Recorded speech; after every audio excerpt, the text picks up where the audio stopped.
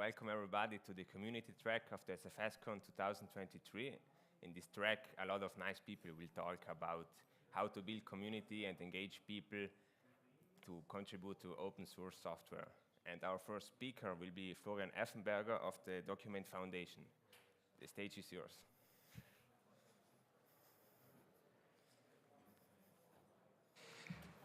Hello and good morning, and thanks for joining. So I'd like to talk a bit about communities. It's not my first time here that I talk about that. And few words about me. I've been active in the free software area for like 19 years already, so seen a lot, and I could guard a lot of experiences. And I'm a founding member and the executive director of the Document Foundation. And well, let's dive straight into the topic. If you want to read more about me, there's sources online, but let's dive straight into the topic. So it's not the first time I'm here, and I like to talk about communities. I gave insights into how to structure a community, how the human interactions work. These are all talks from previous conferences. And for today, I would like to focus a bit more on the practical approach, on how to organize things and the challenges you might face. And given we're here at a nice conference, I decided to put a bit of a focus on conference organization and what you encounter there. And let's dive straight in. So the first question that comes up is, why is that all so complicated? We are a community, isn't that, well, aren't we so special, aren't we so different? Well, to a certain degree, for sure we are, but a lot of legal, administrative, and also very practical things we face in the very same fashion as any company. There is no difference. So as a project, you might get a bit of a discount on certain things because you're non-profit. At the same time, you might have drawbacks. But apart from that, there is no special treatment. So all the challenges you face with organization of events, with travels, is just what companies face. The big difference, however, is that usually open source communities are focused more on the direct effect. So all the volunteers and a lot of staff members have less to do with the administrative bits, but would have an actual impact on the project, which is good. But the drawback is that a lot of things, all the projects have to learn the hard way, have to rediscover, and well, in the light of sharing knowledge and not having everybody to reinvent the wheel, I would like to share a few bits and pieces what we encountered, what I consider sort of best practice, in the hope that others can draw from that experience and can build on that. So, as said, I'd like to focus a bit on conferences. We are less or more over the pandemic. People see each other again. We are here at a conference, and that depends a lot on what is your target audience. Obviously, if you have mostly people from Europe going to a specific conference venue, it's relatively easy. You have the Schengen area, there are good connections, that's all quite easy.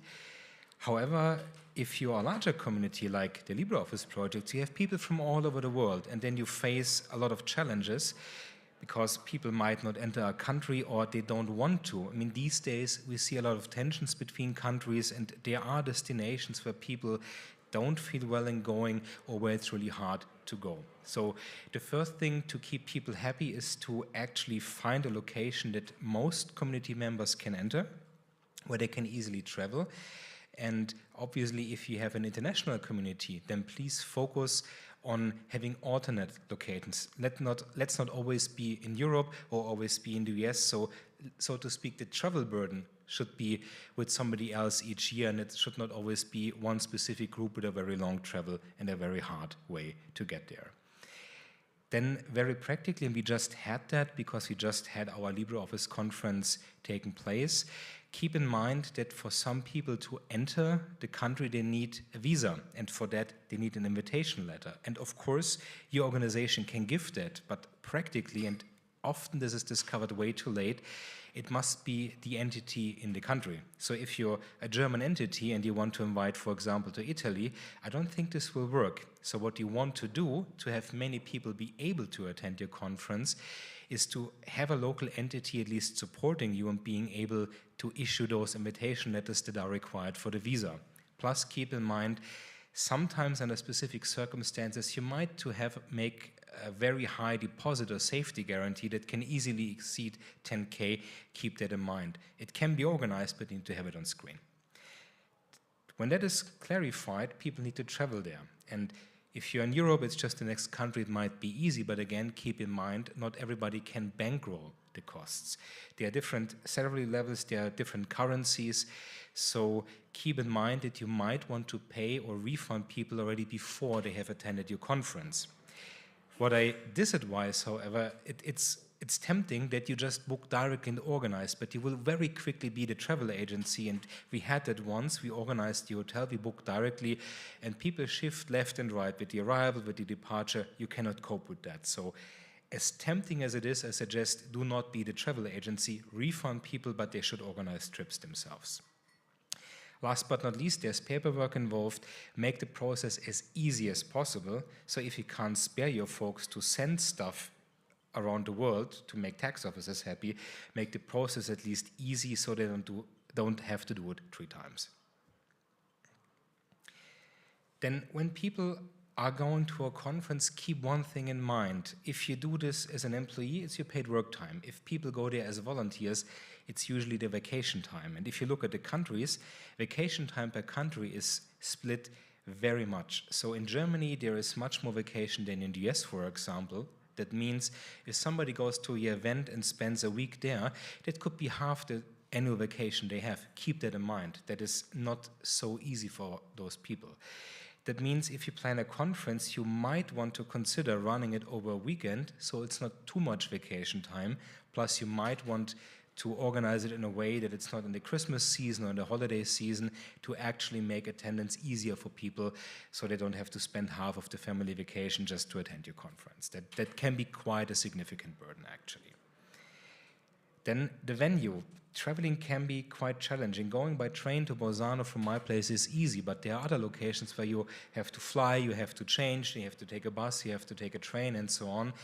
And you might see really nice locations, but if people, especially in light of it's their annual vacation, have to go there for like 2-day travel back and forth, that could be quite challenging. So another thing to keep people happy, find a place that is easy to reach, that ideally has an airport, has a train station, and you don't have too many changes along the road. And then for some, especially those who are not that experienced, travels can be scaring. It's a foreign country, it's another part of the world, you don't speak the language. So what has been quite good for us is to have some sort of conference cheat sheet where you have the most handy things written down, like a couple of phrases, or how does the public transport work, or a big question in restaurants, can I split the bill, do I tip the waiter, those daily things that people from the country know, but that might make others quite lost. So if you compile that up front, they can be quite helpful, and that's what I recommend. Yesterday evening, we had a nice speakers dinner, was the other part of town, and a shuttle bus was organized, so we could back and forth without having to fight with taxis and public transport.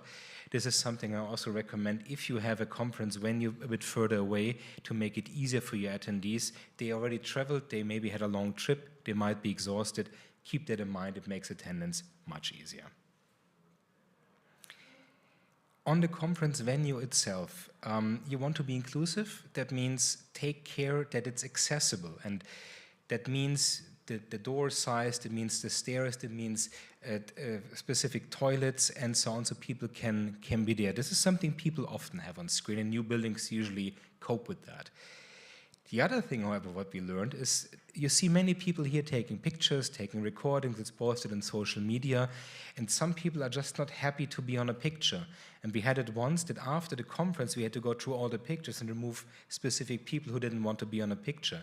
If you upfront offer like a name tag where it's clear, I do not want to be on a picture, or I do want to be on a picture, that's much easier. You don't have to clean it out later, and people are not worried they might be pictured in a venue where they don't want to be. Then, of course, take some precautions. We had events where people fell literally off stage. That is something to keep in mind, that things can happen. Catering. We received a nice email yesterday for yesterday's dinner, like what do you eat, what do you like? There might be religious constraints, there might be dietary requirements. That's something to keep on screen as well, that people might not be able to have everything. Plus, we have hybrid conferences along the road, and that works quite well. We are very successful with Jitsi, with Big Blue Button. However, what we experienced, if you have a live conference with people actually participating by voice or video conversation, and you have that worldwide, including Australia, including South America, that can be quite a burden, not from the server load, but from the peering side. So for that, you might want to even consider some relay servers down the road. So also somebody who is in Australia can live participate interactively in a conference that you have in Europe. That is something that we learned and that people don't often have on screen. Another thing that happens, looking a bit further away from conferences, if you have people worldwide, we do twice a year, the month of LibreOffice, where we ship small gadgets, can be some stickers, can be some mugs, or you want to borrow hardware to people who contribute to your project. That is a quite good thing. I recommend to do that. It's a small sign of appreciation. But again, if you ship in Europe, that's doable. If you ship to, ship to Africa, that is quite challenging. There are countries where parcels disappear, it takes ages, there are interesting fees to pay down the road, so you cannot handle that on your own normally. So the recommendation here is to encourage people to make that possible, to ship those signs of appreciation worldwide, have somebody to handle that for you with all the customs and all the filing and all the declarations. That is quite tedious, have somebody to work on that for you. You should store stuff externally. That's quite helpful. We had people whose living room was cluttered with material for the community. That's not a good idea. And sometimes ship directly to the country, because if we sponsor a conference, for example, in Indonesia, producing T-shirts in Germany, shipping them down is not only not environmental friendly, but takes time and is expensive. Produce directly in country, have it shipped in country, that's quite advisable and make things much easier and faster. And last but not least, also something very practical, the conference is over and you promise refund for people. We learned before, they spend their vacation time, they have to bankroll that, you want to refund them. And again, that works easy in Europe, it gets a bit more challenging in the US. For other countries, you have a lot of fun. And we literally have problems with people getting money months after the event. So what you want to do up front is to have several providers who can handle the payment, find different banks, find a competent bank. There are very incompetent ones, there are very competent ones for foreign countries. Get it organized, because it's really disappointing for a community member investing their time, investing their vacation, bankrolling that, and it takes 3 months to get the money because of some obscure banking system. And also here, ensure that you pay the fees on behalf of the recipient. That's it. That was a quick walkthrough on practical things that we had learned with conferences and with community work. And in the sense of sharing knowledge, that's what I wanted to transport to others in the hope that you can take some advantage out of that. And if there are any questions, I think we have 2 minutes, 17 left. Thank you very much.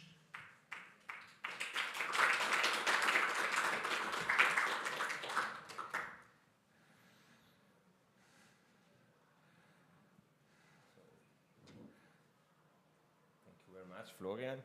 If there's no question from the community, I would like to ask a question. Like, what was the most funny moment you had at a conference? So we had many funny moments. I think the most funny, most remarkable one, also in light of what you just learned, we were 2015 in Denmark, and we had somebody joining, and the person was told, we do refund your travel. Okay, all done. The person arrived with all the luggage directly at the conference. So where is my hotel? I said, like, what do you mean by where is your hotel? And the person didn't get that we don't book for them, but we refund afterwards. So all the hotels were booked out, so we had to on spot organize a place to stay for that person. We somehow managed it, but really arriving with all the luggage by train, where is my hotel? Like, I'm not your travel agency. And then we learned, make it even more clear what you organize, what you can offer. Otherwise, you might run into a situation, and luckily we found a hotel, but imagine we would have not. That would have been an interesting conference. Thank you. So, if there are no other questions, thank you very much, Florian. Thank you very much. Great presentation. We will take a lot of your grateful input for our conference here at SFSCon, and maybe next year we will do do it better. I mean. Oh, you do a fantastic Yeah, job. Just to surely. state, you do an absolute fantastic job. Really Thank you happy to very be much. here. Okay, thank you. Maybe a question. Okay. So you are part of the. Please use the microphone. If I understand well, you are part of the community that created the open source Office suite, right? Yes, correct. Yeah. Yeah, and how you find the funds in order to organize and pay? Maybe you are an employee. But I'm employed, yes. yeah. So where are the revenue streams? So, like many other organizations, we live off donations. So, donations is one part, and then a lot of volunteer time, obviously. This is how we make our income. Okay, thank you very much. The time is up. So Thanks a lot. we will be back in 5 minutes at 11:40 with the next talk, and see you soon. Thank you very much.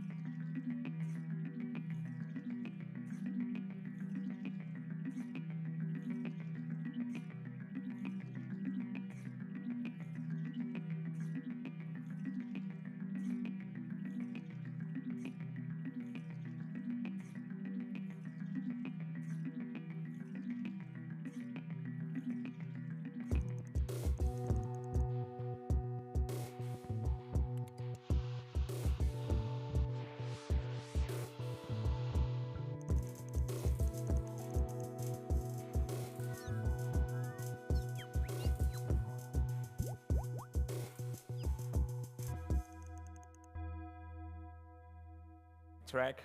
And our next speaker will be Max Oberperfler, and the stage is yours. Thank you. Hello, good morning. Thank you for being here today with me. We all know South Tyrol, right? It's our home. Tourists come here to relax, and farmers work hard every day to feed us.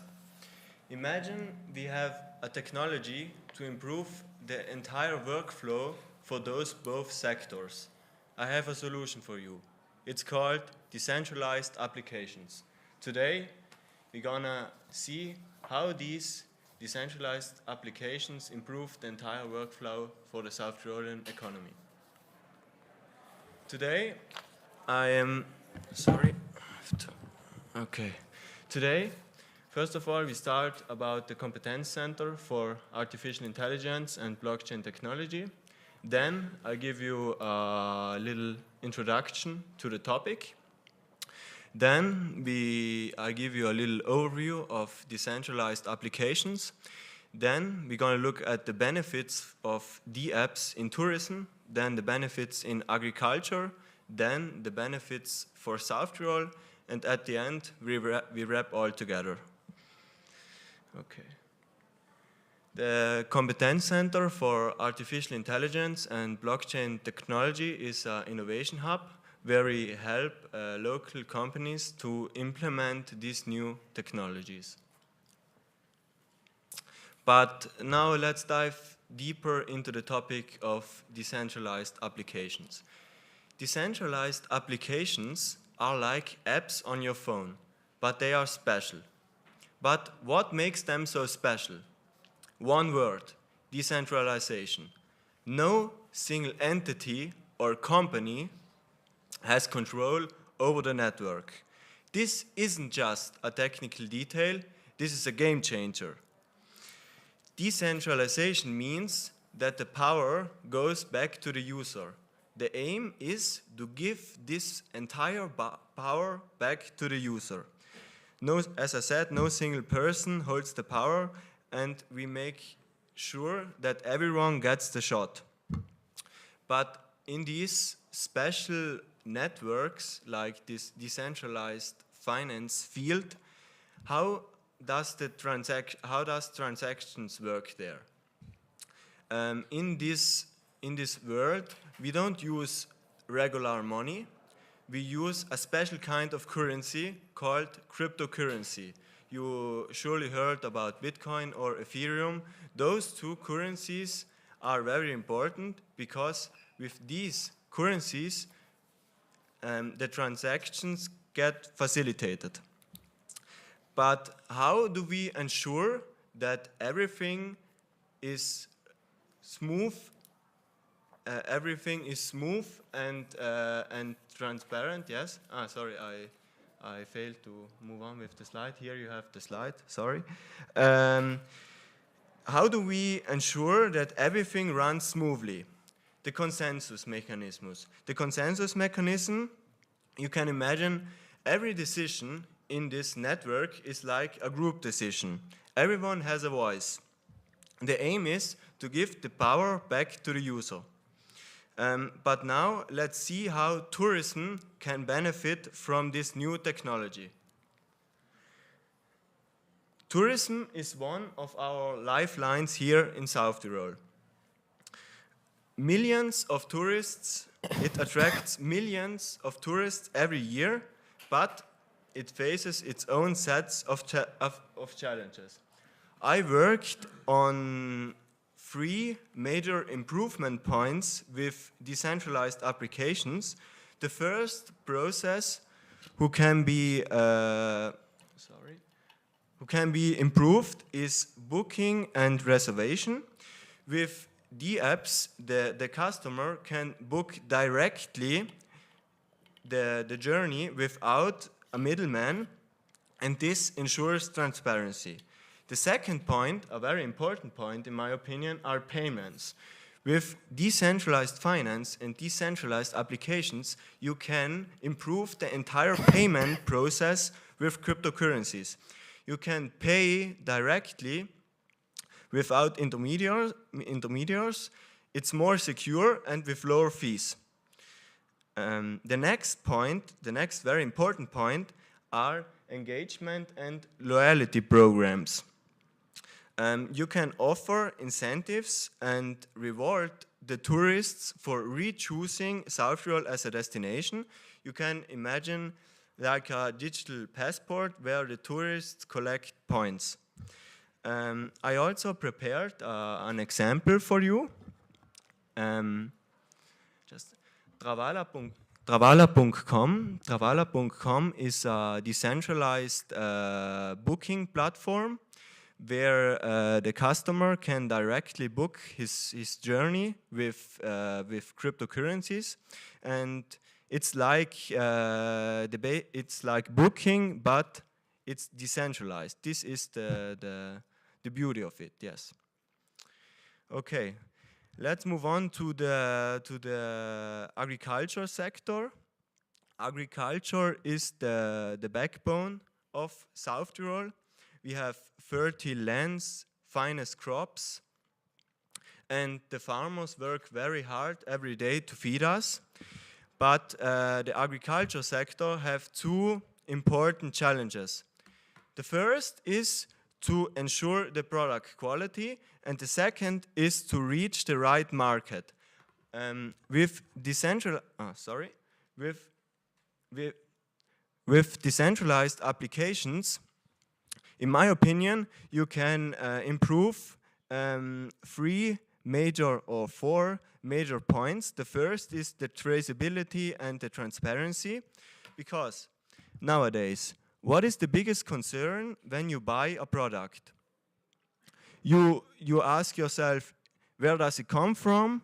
It is organic, etc. And here comes the blockchain technology into play. With blockchain technology, you are able to track the entire supply chain of the food, and therefore you can ensure at one point transparency, and at one point you have also a higher quality in the products. The next important point is direct farmers to consumers marketplaces. This means the farmer can directly sell his product to the customer. He eliminates the middleman and the revenue is higher. The next point, what is in my opinion very important, are smart contracts for fair transactions. The goal is to make the entire process very smooth and fair. What are smart contracts? Smart contracts are like digital agreements where the terms are set, and if they are met, the contract executes by itself.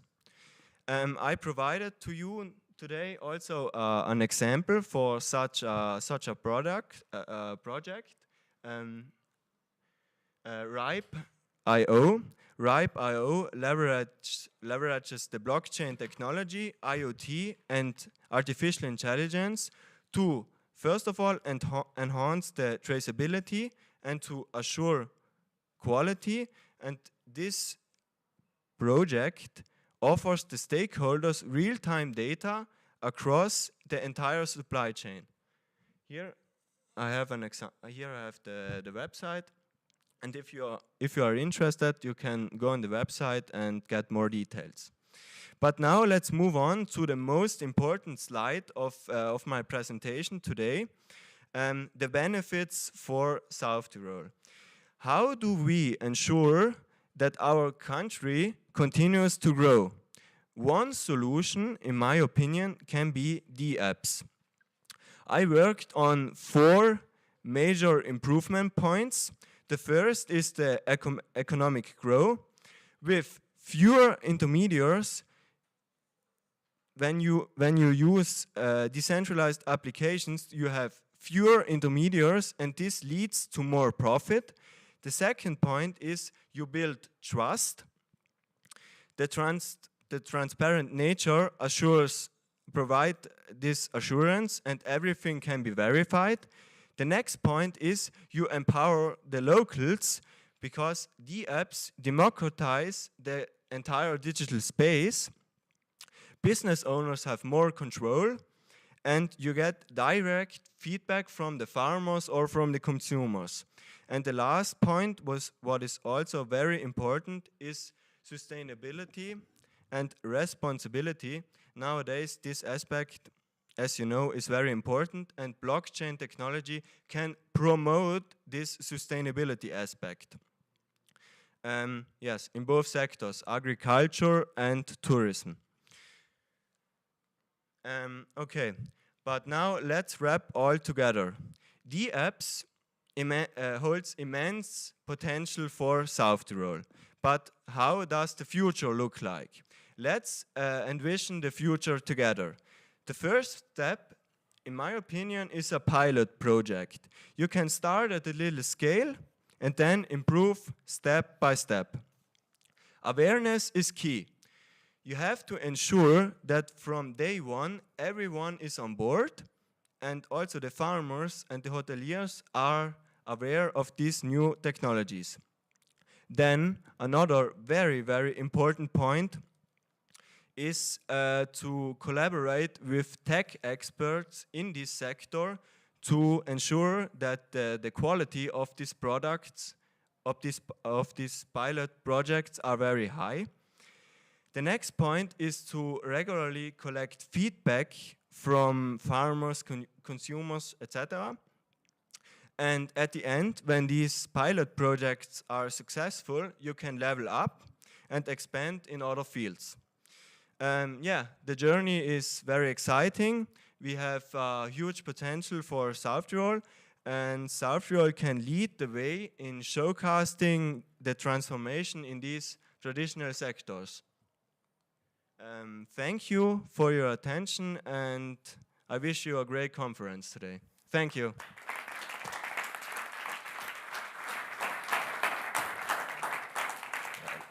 Thank you very much. Thank you very much, Max, for this great presentation. Now we have still around 3 minutes for questions, so if the audience has questions, please ask them. Okay. Thanks. Hi, my name is Elias. I'm from Nexio GmbH. We're doing a kind of similar solution like for data in a decentralized framework, and we've seen that the biggest challenge is basically how to communicate to low-tech stakeholders like farmers or people in the tourist industry what the decentralized network is. Have you any plans on how to gonna get this out to the people? Because it's really, really hard to do. If you have anything, please share with us. Yes. Yeah, for sure. As I said, the most important thing is training and awareness. For the farmers, you have to organize like workshops or something so that these people know the technology and get rid of this new technology. And when you train them, they know and they see the benefit, and at the end, you can then ensure that they use your product. Yes. Training and awareness is the most important, the key point. Yes. Yes. Please use the microphone for the people online. Thank you. Is there a pilot project in place already? So did you use this already and did you try the training? I don't know who started this. No, right now, as I know here in South Tyrol, there are no pilot projects out there, but in my opinion, it's the time to start one. Any other questions or? Well, that was also my question. I wanted to ask if you know maybe some real world use cases already here in South Tyrol, if some hotelier or farmer. South Tyrol, no. As I said, Ripe.io is one, or Travala. But here in South Tyrol directly, at the time, I don't know one, no. Okay. No. And Ripe.io, where is that located? Ripe.io is located in the US, yes. Ah, okay. It's there, yeah. Okay. If there are not other questions, I will close this talk. Thank you very much, Max, for this interesting presentation. We will be back at 12 o'clock with Roberto Foglietta, and he will present Beyond Google and Apple Duopoly. Thank you very much. See you soon. Thank you.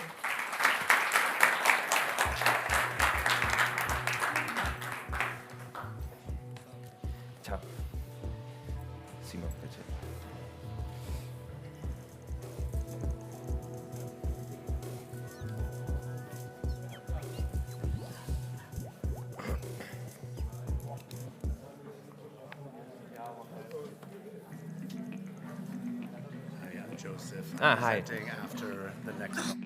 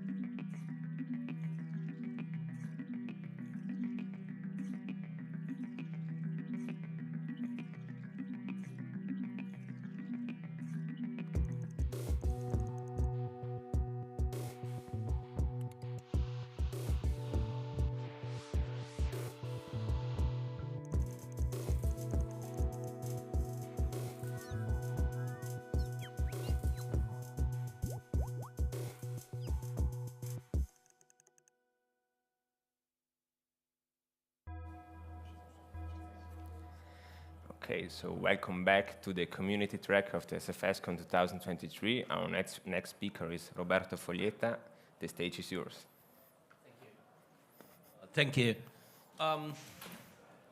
Beyond Google and Apple duopoly is a huge topic. I wrote a lot of things. You don't have to read it immediately. Follow my talk, and then you can read it later. There is a link to download the presentation. What it remains if you remove Google and Apple on your choice for smartphone is about 1% of the market. Technically speaking, it's nothing.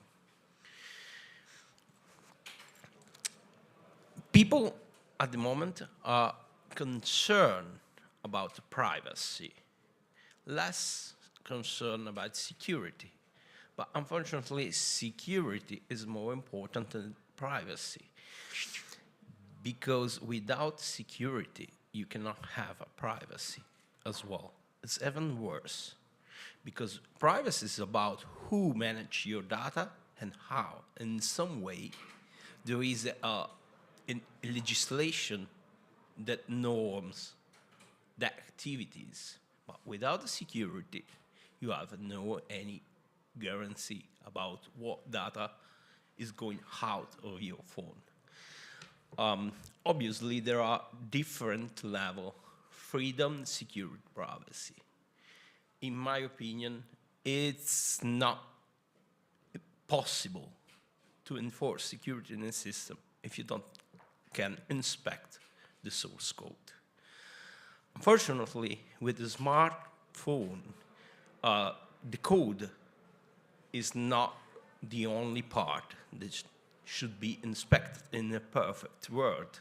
So this is the reason because someone start a campaign about open hardware, but it's a long track to reach a level in which we know what the hardware is doing in real. I can give you just one glimpse. Some unconnected offline hardware devices can be put out of order by remote. And this is a matter of national security. So if you think that your hardware is safe because it is unconnected, because there is no hardware that can connect it to any network, you're wrong. That hardware can be switched off or put in condition to not work at all. On this track, it was very long, and we start just the first step. We face a huge challenge because open hardware is not like software in which everyone that knows how to code can start a project. With open hardware, it's need a lot of money, a lot of time, just to begin. And the reason is you need to produce real things which has inside a very, very microscopic technology. So you cannot do it in your garage. What you can do in your garage is 1950, 1940 radio. Nothing more than that. Well, probably something more, but usually this is the limit. And here I'm showing you in image how complicated is a smartphone in terms of hardware. And this information comes from one of the most, I can say, advanced hardware vendor integrator. This is a Apple iPhone 15. There is a lot of pieces from different companies with very sophisticated technology. When you look at this picture, the first thing I thought, and we thought, that we don't have even Apple, a control about what is going over there. It's very difficult to have a complete, granted idea of what is really working over there. Everything can be embedded inside, and we don't know. Oh, sorry.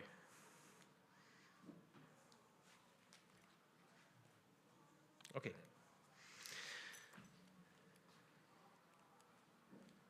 And here. One of the most interesting idea was if we put a backdoor in the system, good guys can control the bad guys.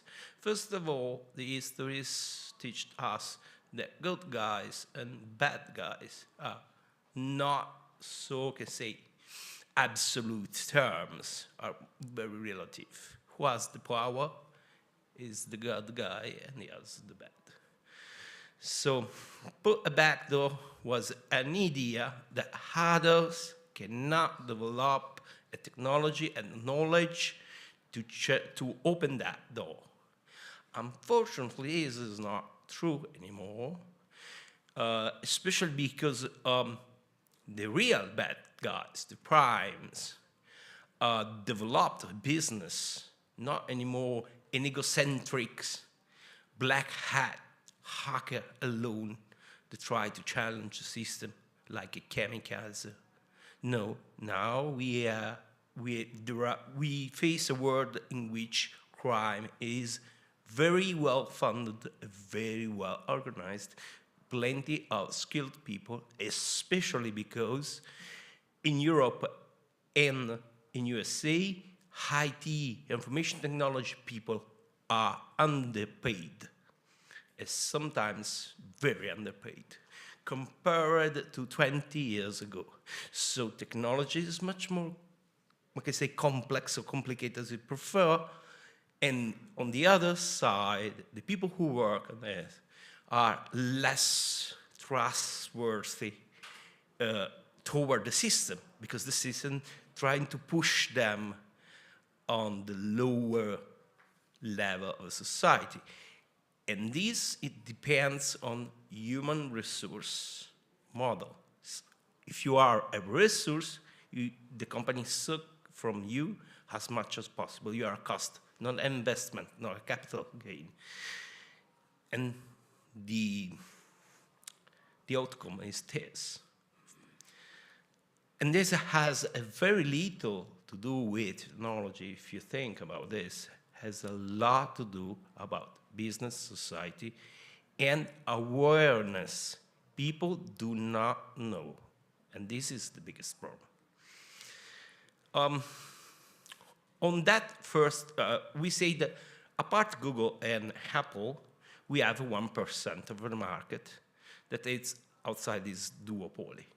And it's moved in different ways. Fair trade and sustainability is about, I can say, you know, the name. Privacy and de-Googleization. De-Googleization is a woke trend. And I will explain this later, but in very few words. Are you sure that a small company is more trustworthy than a big company about managing your data? It's not so immediate. You say, yes, but if I can manage to put some strong cryptography on my own cloud, well, your own cloud does not exist, is somebody else computing. And in the next slides, we will face these other dimensions. So it's not immediately, it's just like I say, a trend. I like black-red color. I don't like Google. Google is a trustworthy company? Maybe, maybe not. Everyone can decide. But for sure, without Google, the smartphone experience is dramatically worse. Whatever you may think, try to remove all the service and Google layer from your smartphone, and you realize why Google win completely that market. compared to Apple. And then non-military high security. There are other systems that are focused on security as much as they can, at least software level. And one of these is the most known Ubuntu Touch port, because I choose this because there is Ubuntu behind, one of the most organized company in Linux distribution. As you can see later, this is just the peak of the iceberg, because the firmware, which is all the code that run on the hardware, not on the GPU, is 2 times more compared to Linux systems. So you have two part of code that is running, you don't know anything about it, or very few, and one which is open source.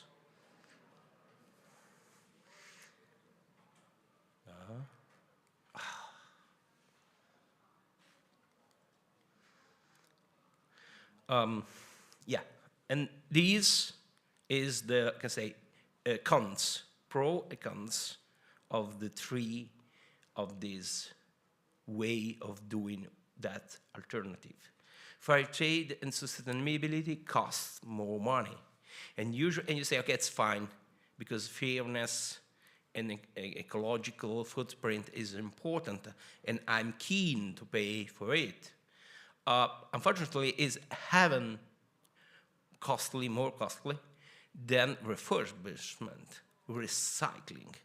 So it's a good starting point, but not the only one.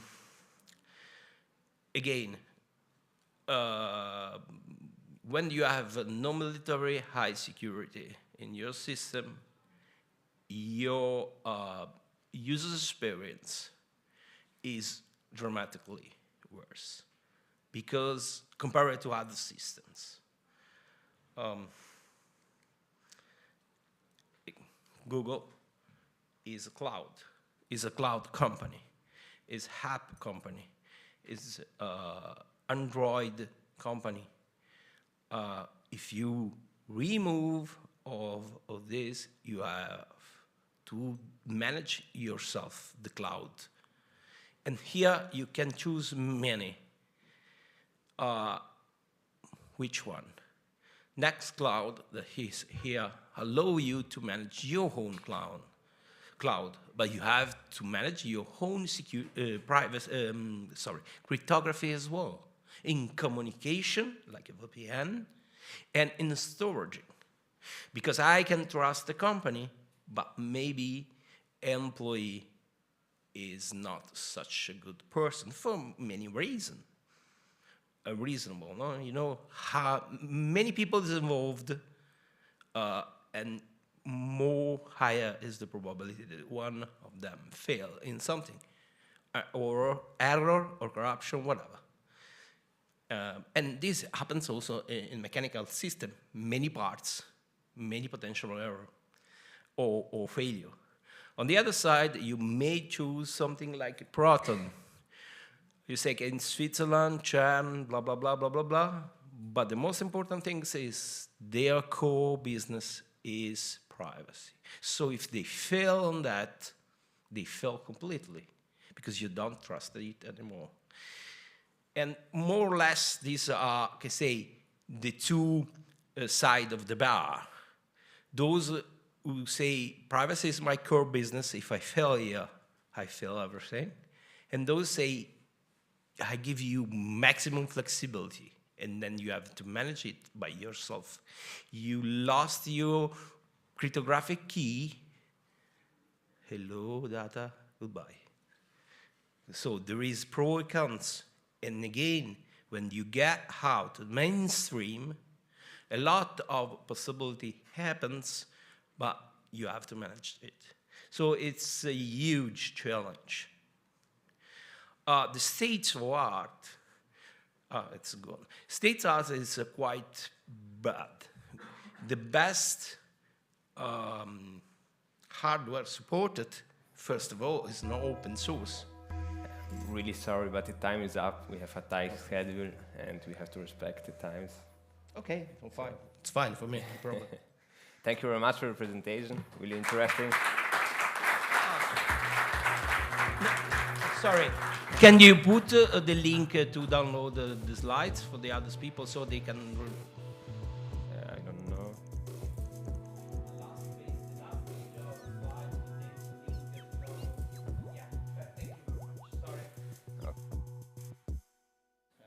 Thank you very much. Thank you. Thank you. So now a tiny break. We'll be back at 12:20 with Joseph B. DeVoe, guys, and he will be talking about combating e-waste environmental harm with free software. See you soon.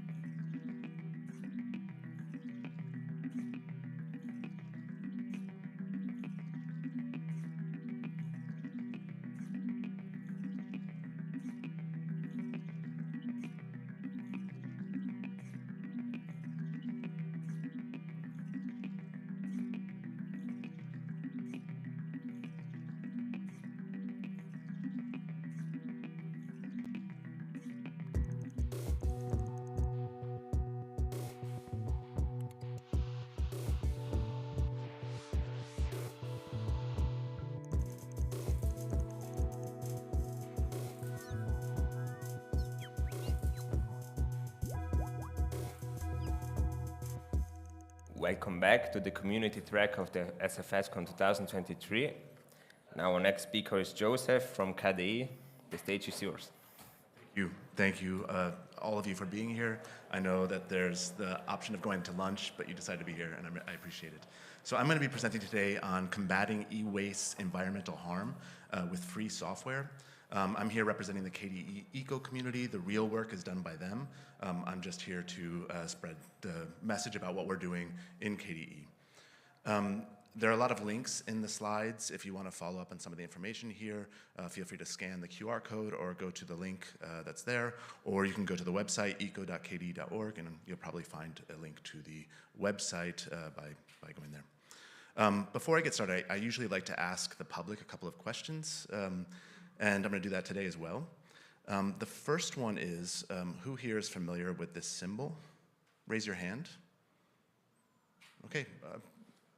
So for those of you who are familiar with it, what are the 3 R's? What are they referring to? It's not a test. I'm not going to give you a grade or anything. Reduce, reuse, and recycle, exactly. Now this is I'm going to, if you want to ask me later about a 4th R that I'm not going to put in the presentation, please do. But I'm going to start with this. Okay, the next question for the public. This is a collection of essays. Who here can fill in the gap? You can just say it out loud when I get to it. Free software, free society, okay? And I want to start by thinking about how do you go from one domain that is free software to get to the other domain, which is a free society. And if you want to really reduce it to those fundamental components, I would say it's by ensuring autonomy and transparency in the digital space, okay? And an important point that I want to make is that autonomy and transparency aren't features of free and open source software. They're inherent to it, right? And that's by design. When you choose to release your software with a free and open source software license, you are intentionally guaranteeing transparency and autonomy for users and developers, okay? I'm going to take that same idea of transparency and autonomy, and I'm going to do a pretty bad wordplay here. My apologies in advance. I'm going to go from free software to 3 society, or 3R society, okay? And the main argument I'm going to make today is that those same characteristics of free software, autonomy and transparency, are software design which enables the 3R.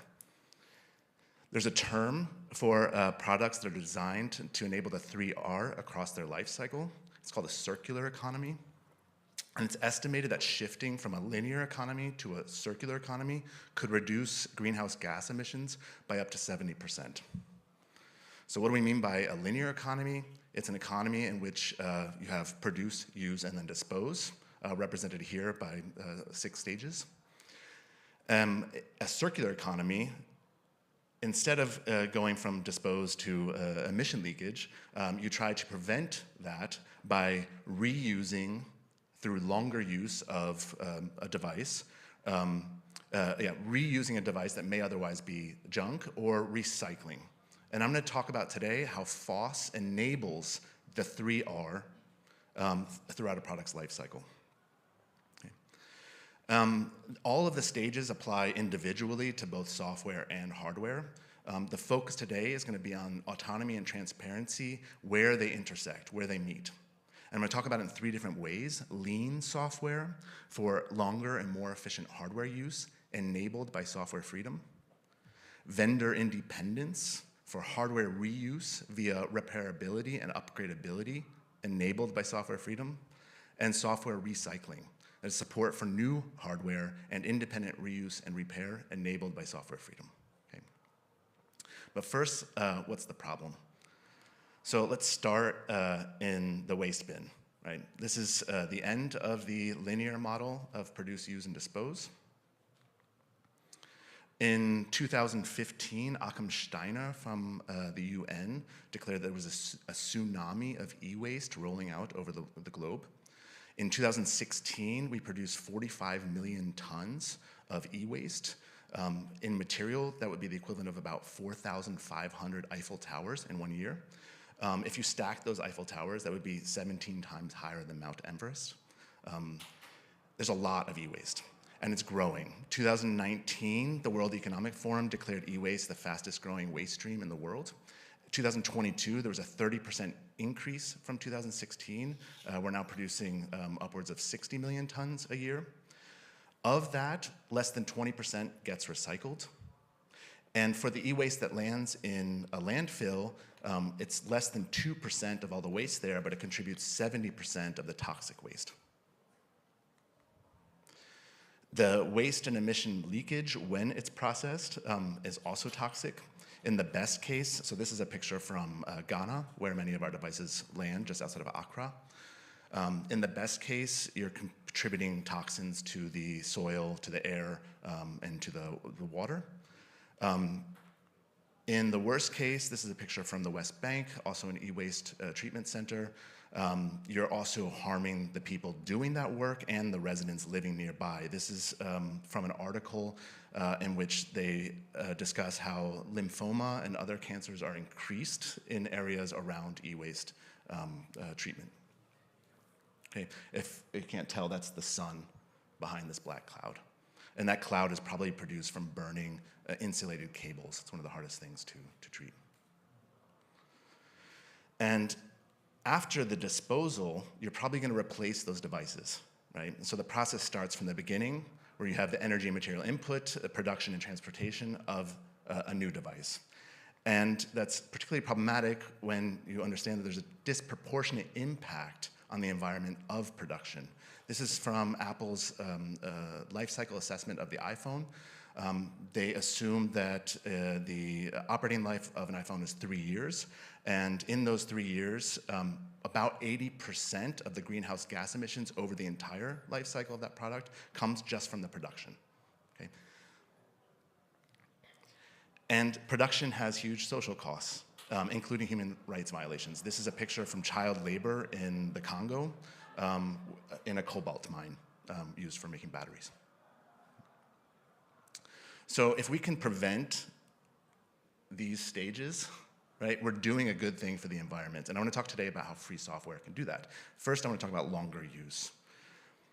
So often overlooked is that software determines how long you can use hardware in many cases. And hardware is becoming more and more powerful, and software is getting more and more bloated, which means that older devices can no longer work with that software.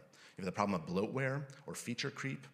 You might get a message like, this device doesn't meet the minimum system requirements, which means that device becomes e-waste, and you have to produce and ship new devices unnecessarily. Okay?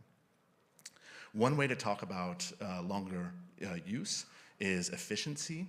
This is a comparison of two software products, word processors in particular. This is from a study done by the German Environment Agency, in which they compared various software products doing the exact same thing. These two word processors in the green bar plot is open source, not identified. Blue bar plot is proprietary, also not identified. You can see that the proprietary one, to do the exact same thing, consumes 4 times the energy compared to the open source one. If you take a closer look at what's happening here, this is the same measurements, but now with the x-axis of time and y-axis of power. I'm going to focus on what's happening here at the point when the document is saved and the software goes idle. The bottom plot is the open source software. You can see it actually goes idle. The top plot is the proprietary one, and it continues to do things. Now, that doesn't have to be nefarious. It could be pre-processing for something else. It could be phoning home, sending data. We don't know. It doesn't say in the report. One of the main things I would say is if you don't like what it's doing and you want to improve it, with the proprietary software product, you can't do anything, right? You're dependent on the vendor. Vendor dependency is one of the topics that comes up in the Ada and Sangamon children's book, which there was a reading of earlier, and there will be one again later. In this fictional world, there are ice cream machines that are running proprietary software, and they only dispense vanilla ice cream, and sometimes people were disappointed when their flavor wasn't available, but what could they do, right? The non-free software means you have a dependency on the vendor. Because we're working with free and open source software, if we don't like what's being done with the software, we can change it and make it better, make it more lean, so that it can run on older devices. One of the ways to, this is from the book, One of the things that we're doing in KDE to start this process is measuring our software. This is still a work in progress. So here is a actual physical lab in KDAB Berlin, where we have a system under test and a power meter, external power meter, to measure the energy consumption while running software. This summer, Karanjot Singh, a KDE contributor under the tutelage of Volker Krause, has integrated that into the CI pipeline. So now when a developer wants, they can trigger an energy consumption measurement to see if there's regressions or improvements. Okay. So this way we can start making data-driven decisions about how we're developing our software so we can try to make it more lean. You don't need to have energy consumption measurements to start doing this. We've been actually tagging merge requests over the past 2 years at KDE with an efficiency label when it's related to anything that is improving the efficiency of our software. There's been over 350, this was a month ago, probably more since then. Okay, this is from the developer side, and these are ways that we can start to make our software run in a more lean way so we can keep supporting hardware for longer and fight back against bloatware. There are other things which users can do. For example, and we take this for granted, I think, in the free software community, you can uninstall things, right? There's a lot of software that you can't uninstall, and all of that creates inefficiencies that are then consuming energy and making that device needs to be more powerful to run it, right? You can also modular install what you need and nothing more. You can also turn off advertising and tracking often. Advertising and tracking consumes a lot of energy. It goes through networks, which consume energy. It goes into data centers, consumes energy. There was a report done for the European Union, which identified unwanted data use in the EU, unwanted being tracking that users couldn't turn off, contributed about the energy consumption of a small city like Lisbon or Turin in a year. So it has the footprint of about 950,000 EU citizens, right, for something that people don't want. Okay, now we're going to get to reuse and just very quickly go over a couple of examples. So vendor independence, this is a MacBook that luckily you can install other operating systems on. The end of life, if you were dependent on the Mac OS, would have been in 2019. This is a MacBook from 2009. It's still in use from a KDE contributor running Kubuntu 22.04, which has up-to-date software with patches for security bugs. So the software can be repaired and continue to keep that device in use. If you were sticking with Mac OS, you would not be able to continue repairing the software over time so that you can safely use the device.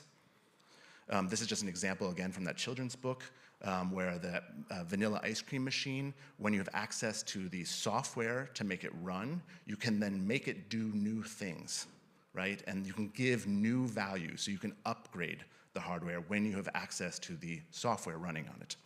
Now, the EU is aware of the problem in the circular economy sense. This is from a document in which they declare that value is lost when devices are discarded because the software is no longer supported, and that a right to repair must include the right to repair obsolete software. And I would ask the question, what does it mean to have a right to repair something if you don't have access to a fundamental component that makes it run? Okay, I don't understand what that would mean. I'm going to skip over this, and just the last slide, recycling. This is an example from Asahi Linux. They are porting Linux to the M-series chips of Apple, the brand new silicon that Apple's put out. It's a really great project. They gave a talk last week at Ubuntu Summit. I recommend watching it.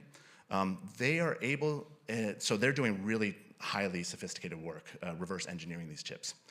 They can take their work and integrate it into existing code, because free software allows you to do that, and then create a new support for a new device. And that has an impact when you then go down the line, right? At some point, that software can be improved to be running more lean, and when Mac no longer supports it, we can keep it in use by continuing to provide software updates to that device. The autonomy and transparency, it's not just me saying this is important. The Blue Angel Eco label from the German Environment Agency recognizes autonomy and transparency as being sustainable. and fundamental for software design. We wrote a handbook. If you're interested in the topic, you can go to our website, eco.kd.org/handbook, about applying the Blue Angel criteria to free software. So thank you very much.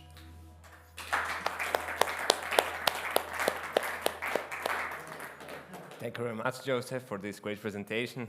Sadly, we don't have much more time, also not for questions, but thank you very much. Feel free to just find me. Yeah. Okay, we'll be back in 5 minutes with Alessio Fattorini. He will present building an Amazon product by creating a community around it. See you soon.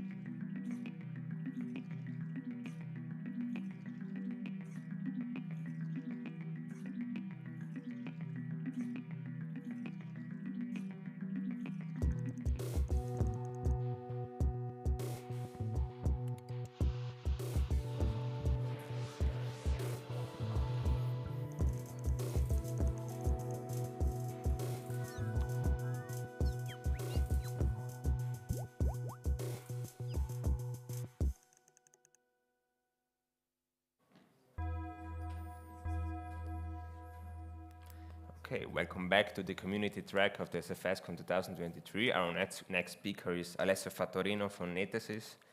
The stage is yours. Thank you. Good morning, everyone. This volume is too high. Oh, no, okay, it's okay. So, my story started in 2003. We launched our company. It's called Netesis, based around Marke.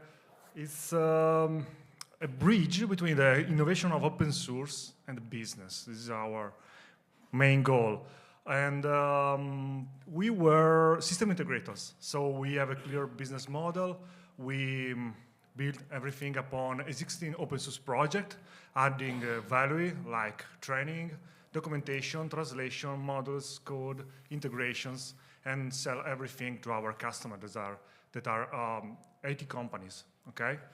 But in 2010, in front of a cafe and pastry, we decided to create our own open source project. And so we were a company, and we created this one. At the time, it was an operating system, and now, in 2023, is an application hosting platform, multi-node, container-based, and designed for the hybrid cloud, so you can install it on-premise or the cloud provider, and so you can run your apps everywhere. And that's the server 8 is the new version. But at the time, we wanted to create a 100 open source project. So completely free to download and openly developed and community-driven. We will be able to build it by ourselves because we were a company, but we wanted a community around us. So we wanted as many people as possible around our project. We wanted feedback, we wanted scenario, we wanted testing, we wanted a community of international people around. But, and as many perspectives as possible. But we have a big problem. None of us were able to build a community where we were technical people. So, and it was a big issue. So I raised my hand and I decided to study community management and become a community manager. So I live my career as a Linux sysadmin and product manager and so on, and I become the community manager for Netesis and our business project. So really, my main role is a Prosecco evangelist because my wife comes from Treviso, so I legally export the cases of Prosecco to the market for friends, and generally I drink most of it. But the main question of this talk is how to build a community. And I tried to share what I learned along the way. So how to build a community around your open source project. The first mistake that people do is launch a community. So community is not a rocket. You don't launch it. It's something like a flower or a plant. So you have to grow it organically, okay? The problem is that if you launch, no one comes at the party. So you have an empty place and, ghost town, something like that. So I tried to explain how to do different and build a community in 8 steps from scratch, okay? The first step is, who are the people? Who are the audience? They are devs of which kind of language? Sysadmin, which kind of sysadmin? Who are the people we are talking about? So you take a piece of paper and you write down which kind of people you try to involve. The second one is why? Why should they care about your community? Why you are different? Why they want to be involved? So you should understand their needs, okay? Because again, you should focus on people, not on technology. This is generally our big mistake. We are really focused on technology, but what your community can offer to these people: support, training, coding skills, advance in their career, fun, what you're offering, okay? This should be really clear. Third steps, find them. So you know who are them. So find them and put them together. Well, video conferences, meeting, meetup, small meetings. So put them together, and so they can know each other in front of a beer is better. And then help them to connect, create relationships, participate, share their knowledge, share their experiences, and maybe start to talk about your project, why they should adopt this project, why, so, and so on. Repeat for again and again and again for a while. Does it work? People are involved, people want to participate? Okay, then, and just then, you can choose an online platform, whatever you want, a channel, messaging, Telegram. We choose the Discourse. It's really adopted by any open source project, most of them. And but we choose that in the 2008 and 18. So it's a good platform. Then invite only the core group to the platform. You have to keep small, all the things. So they started to discuss, they started to take each other, share knowledge, share experience with your product, with your project, and so on, just with a core group. So then the seventh step is create content for them, guide, how-tos, videos, documentation, whatever it takes, create some discussion so they can raise questions, whatever. And ask them to create content. Maybe they want to share their first feedback, their first testing, and so on. So it's a kind of a wheel. 8, and the final one, invite other people slowly, because you add another one, just another one, just another one, and maybe welcome them, and so on, because the community generally grow slowly, okay? That's, do you remember, not ghost town, not an empty place, and so on. So, how to grow and nurture this community, because you have this core group of people, they are talking to each other, and so on. So how to grow them? Just a few advice. The first one is the RTFM is not a good advice. So read the FAQ manual is not really inclusive, so don't say to people, okay, just read the manual, but try to understand what they want, okay? That's the first one. It doesn't matter how fun and amazing is your project, how amazing is your technology. If people don't feel safe, they won't contribute.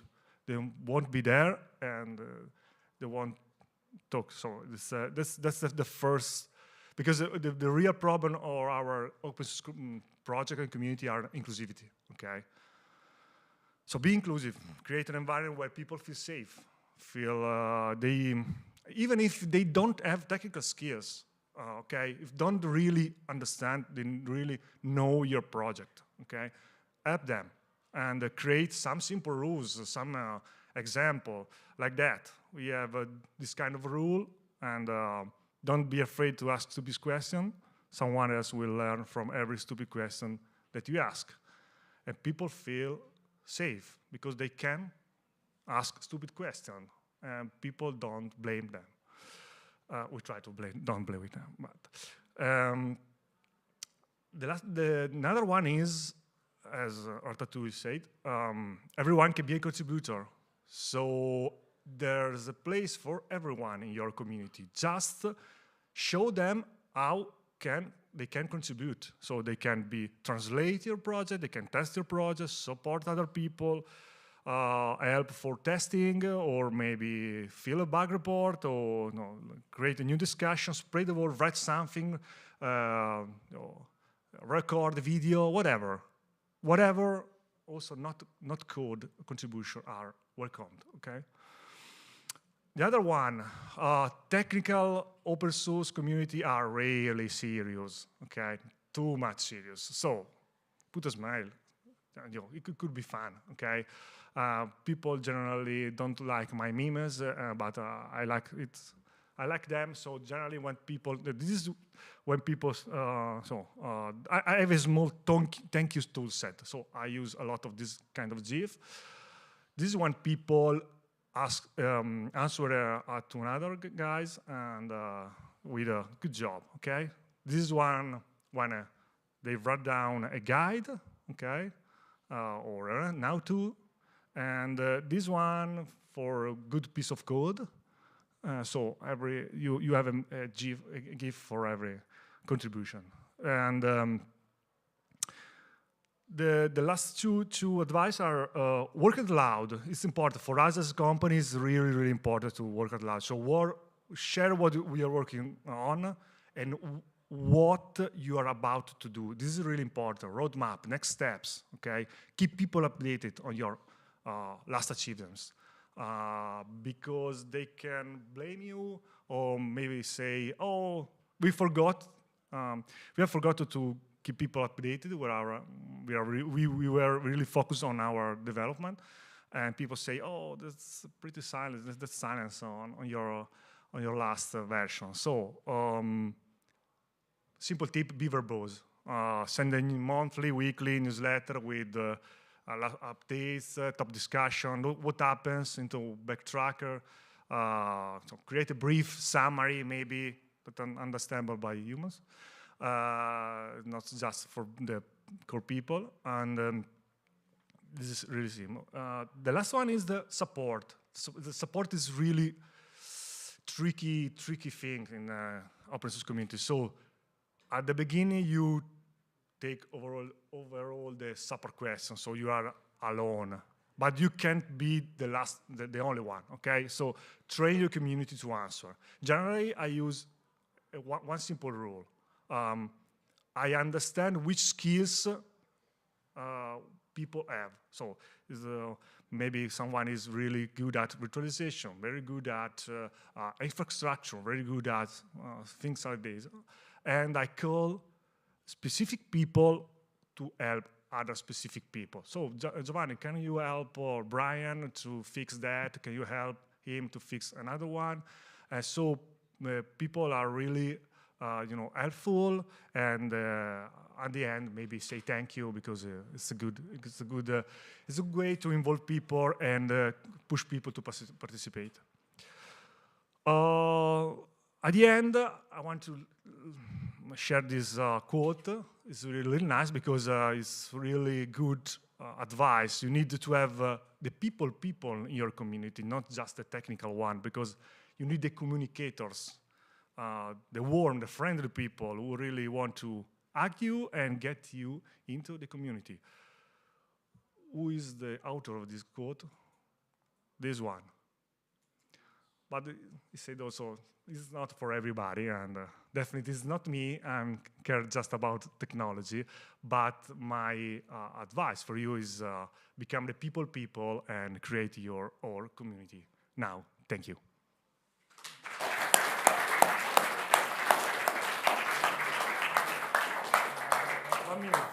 Thank you very much for your presentation, Alessio. We have 1 minute for a quick question. If somebody has a question in the audience, please now.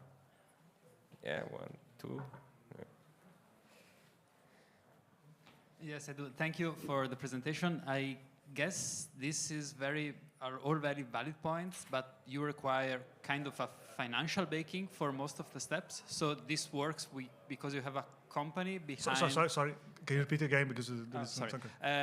You kind of need some financial help in order to bootstrap the community like you described, which works if you are a company building an open source project, and you have my huge respect for this. Okay. But do you have a, free version, free as in money version for community projects which are not baked by a company? Okay. I think that for the first part, where the first the first four steps is not. You don't need a financial, backer, because the group is really small. So maybe you can use free communication channel or something like that. So that's to create the community. But if you want to scale up and have a big one, maybe you have to pay the platform, you have to have some kind of contribution, you have to maybe start to pay developers and so on. So maybe... Sorry, I have to interrupt you because okay. the time is up. Thank you very much. Maybe... Yeah, you can answer a question outside. Thank you.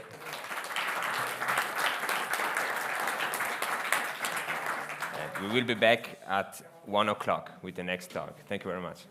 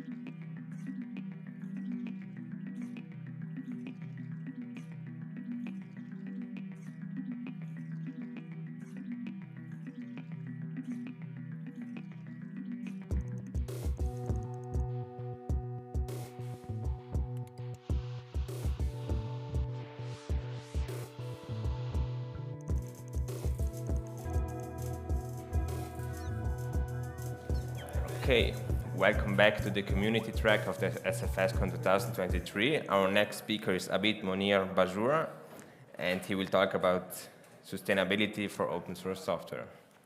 The stage is yours. Hello guys, good afternoon. My name is Abid Monir Bajoura, and today I will try to express my views in the research, a smaller research about the potential in the developing countries, that how we can promote and sustainable by using the open source technology in developing countries. I'm graduated from the University of Bolzano a few years ago in 2013, and then I did a job few years here, and then I started my own startup in 2014, and since that time we are providing software and mobile solutions to various companies here in Alto Adige. So there are so many challenges in developing countries, but I just only would like to express few of them.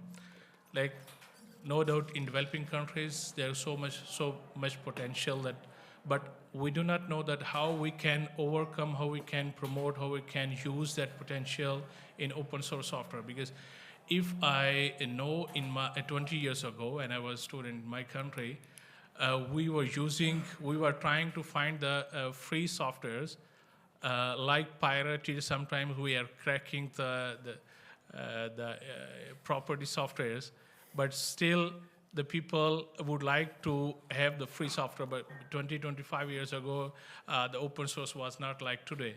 But the developers, the students must have to do something at that time. So they were trying to crack the softwares from different websites. Still, some developers are trying, but now there is a lot of potential, as well as they have a lot of resources. So now they can overcome if someone would like. Not only the developers, but also the users, they are not fully aware that how we can use the open source in their region, specifically in Asian countries, in my point of view. The first thing is the cost factor is also because student is a student. I know a bit about this area, about the European regions, but in developing countries, most of the developers and students would like to use the open source, but they don't know that from where they have to find and how they have to use, because there is no any communication channels. The support is also like blogs or community support, so not a dedicated support sometimes in free softwares. So according to the Mozo data, in the pandemic, 10+ % increases during 2021 to 2022, Jan to August. For example, it's a very big value. 85% of software in the Vietnam, which is used by pirated, and in Malaysia, percentage is 51%. I think it's much more. So the people in the state and the university should have to think about these things in that areas, that how we can overcome about the pirated issues. Then how the people are thinking, 75, more than 50% computer users are thinking that in Asian Pacific areas that pirated software, they use at least one. I'm in front of you, I'm telling you about 25 years ago, we were using so many times pirated, and still the people, the student and the normal people are using. They are cracking some software, but they are not trying to use the open source. So we have to promote these things in that countries. Like in 83% of unlicensed users in mature markets do not want to break the laws, but still they do not have the knowledge that from where and how they can use the open source technology. There is a term goes piracy, act of remotely accessing unlicensed software by implies. In pandemic, most of the companies also offering the remotely works. So this is highly level in remote working, that the people would like to use the pirated versions of the softwares. And then according to the BSA, ghost piracy is taking place among design, creative, animation, and engineering professionals across Asia. This is particularly increased in pandemic time of period. That how open source can fill this gap. Of course, if we can engage and educate to the people, to the developers, to the university guys, students, so we can ask them, okay, you can use these softwares, these are free of cost, and you do not have to pay in the beginning. Of course, for the commercial use, the companies have to pay according to the subscriptions. So if they are using open source, of course, the pirated versions they will skip, and they will try to reduce also the risk of the using of the pirated softwares.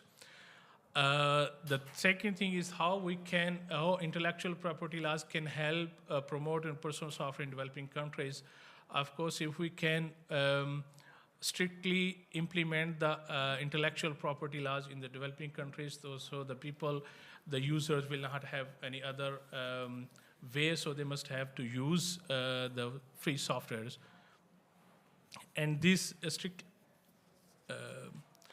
and what the stakeholders think, according to the recent survey of Red Hat, 92% of IT leaders survey feels enterprise open source solutions are important to address their COVID related challenges. So I think it's a very big number that the people would like to use the open source in this context. And also according to the IDC AP software survey, 39% of organizations in the Asian Pacific regions want to initiate an open source effort with community effort. But still the problem is how they can educate to the community, to the developers who has to communicate, who has to contribute with the open source technologies. Then there are some factors that are influencing on adopting the open source technologies, open source softwares. The cost, there are different subscriptions like a free, standards, or a customized. I know one example, the OW2, they have different kinds of subscriptions. They also have a free, they have a paid, and then they have a premium subscriptions. So it's depend upon which functionality or which features you want, so you have to pay accordingly. If you need the basic, so it's a free of cost. And then again, a subscription model is paid or the free. And then support, sometimes the support is also available for the enterprise solutions. And for the community, for the open source basic solutions, I think so that some blogs or the community support is only available. For example, in my point of view, I think so that still we have the problem with the major frameworks of open source, and still we need to do a lot of work. For example, there are some frameworks which are updated their main version, but the companies are using the extension and the plugins are open source. And the developers who develop those extensions, the extension which is not updated. So how that new version can be adopted by those companies. So if we can contribute with the open source products, then I hope so that the developers can also work quickly and they can update their extensions according to the new version of the softwares. And then how we can engage the developers and the users in the developing countries. Like we can encourage, we can engage, we can invite some events in the universities or maybe with the local governments, and we can promote these things that is to contribute with the open source community and the products. And then how there are so many open source projects that need to sustain their ability to live in the market. So we can also invite some events and we can promote all these things over there. In fact, the lack of skill set means not only the skills of the speaking, but the skills may be the how and where we have to use the technology. So according to the Alan Tan, what lies ahead of open source in Asian, he has a strong report about these things. So we need the multiple actions in parallel. For example, we can engage and train the support of the developers and the users, and how they can use and how the developers can contribute their effort in the open source. Often such developers lack of means of support because they don't know in the beginning that how they can contribute with the products, with the open source products. But I think so the companies who are the developers who are publishing their open source products, they must have to provide the full support that how the developers can contribute. There are some, I know there are some products which are much mature, they are providing the support to the developers, but most of the open source project from different sources, they are not providing a full support to the developers. And then in parallel, we need to provide the competitive open source alternatives, widely pirated commercial. So if we can provide the open source solutions, of course, I think so that the people are willing to use this instead of the pirated things. And then we need to convince governments and stakeholders who use the pirated software is risk. So for example, if we are downloading the pirated version from different sources, so it could be possible, most of the time it could be possible that there is a lot risk though. It could be viruses in those softwares, so that because we don't know from which server we are downloading, so it could be a bundle of viruses, so we have to think before downloading from different sources. And then we need to strictly implement the intellectual property laws in the country so the people will not have any other options by using or the paid version or the free. The free, of course, the open source is the best option. And then in conclusion, open source community and the developers in the developing countries can mutually benefit from the adoption of open source. So the companies, like the local companies, if they would like to promote their company level, and also the developers, they must have to participate in different open source projects which is available, or they can maybe create their own, so by using their local laws. Thank you very much for your time and the consideration. If you have any question, please welcome. Thank you very much, Avid, for your great presentation. Most welcome. We still have 2 minutes for questions from the audience. Yeah. Please use the microphone. Thank you. Do you think that a more spread and first of all local information about the open source availability of alternative software could improve this? Because I think that for example, I see that in my country many people just ignore that there are open source software that can be used for free, that they can solve their problems and so on. So having the ability to search and to find especially forums in their language that explain that there is a software that can be used could be an improvement. And I think that in the east part of the world, language could be a barrier, especially blogs and so on, because people usually think of their talk to their neighbor. 30 seconds left. No, I think so that in Asian countries, most of the countries, they have the source of study English. So in my opinion, I think so that the language is not a barrier, because from the beginning, from the primary school, they have the source of teaching is in English. So I'm not quite sure, because it could be in Europe, because the Sorry, Europeans. the time is up. I'm sorry. Continue the discussion outside. Sure. Thank you very much. Sure. We will be back on 1:20 with Bonnie Mering and from the FSFE. See you soon. Thank you.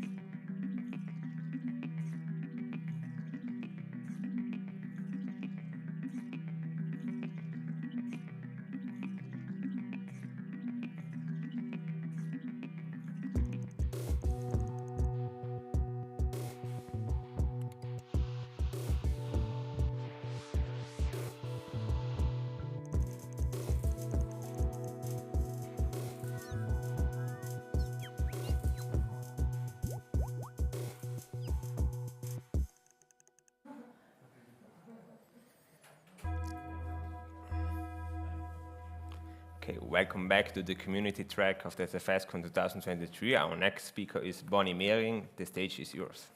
Hi, thank you so much, Simon. All right, I'm going to talk to you about I Love Free Software Day today. Before I start, I would like to share a story with you, okay?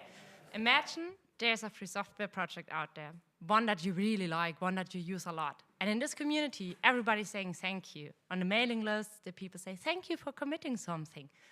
Thank you for being part of this free software project. There's no saltiness. People are like, wow, it's so awesome that you contribute. And if there's some criticism, it's constructive. It's criticism about, oh, we could also add this feature, and maybe this feature could be a bit more this way or that way, and it's a bit hard to implement for us. So imagine there's a free software project out there with this kind of community. A community that is welcoming and a community that is open for others, a community that appreciates the work that everybody is doing for the free software project they are working on. So this is basically what we are trying to achieve with I Love Free Software Day. And now I will talk a bit more about what is I Love Free Software Day. Yeah, so basically I Love Free Software Day is a day that we have been celebrating for around 13 years now. And it's going to be the next edition on the 14th of February, as every year. We have been doing a lot of stuff on those days, but mainly we share our appreciation for the free software projects that we like, for the free software projects we work on, or for the free software projects that we just use. And I will now talk a bit more about what is actually happening on this day. So each year on the 14th of February, we say thank you to each other. We reach out to each other, and we say, wow, it's so amazing that you're contributing to this project. It's really great. Thank you so much. And we simply do this. And we do this in social networks, as well as via email. And you can also, of course, participate in a lot of offline actions. So you can send out postcards. You can organize an event or a meetup, and I'm always here to help you with this. And on these meetups, you can, of course, talk about free software. What is the meaning of free software? Why is free software such an important part of our world, and why free software is such an important kind of software?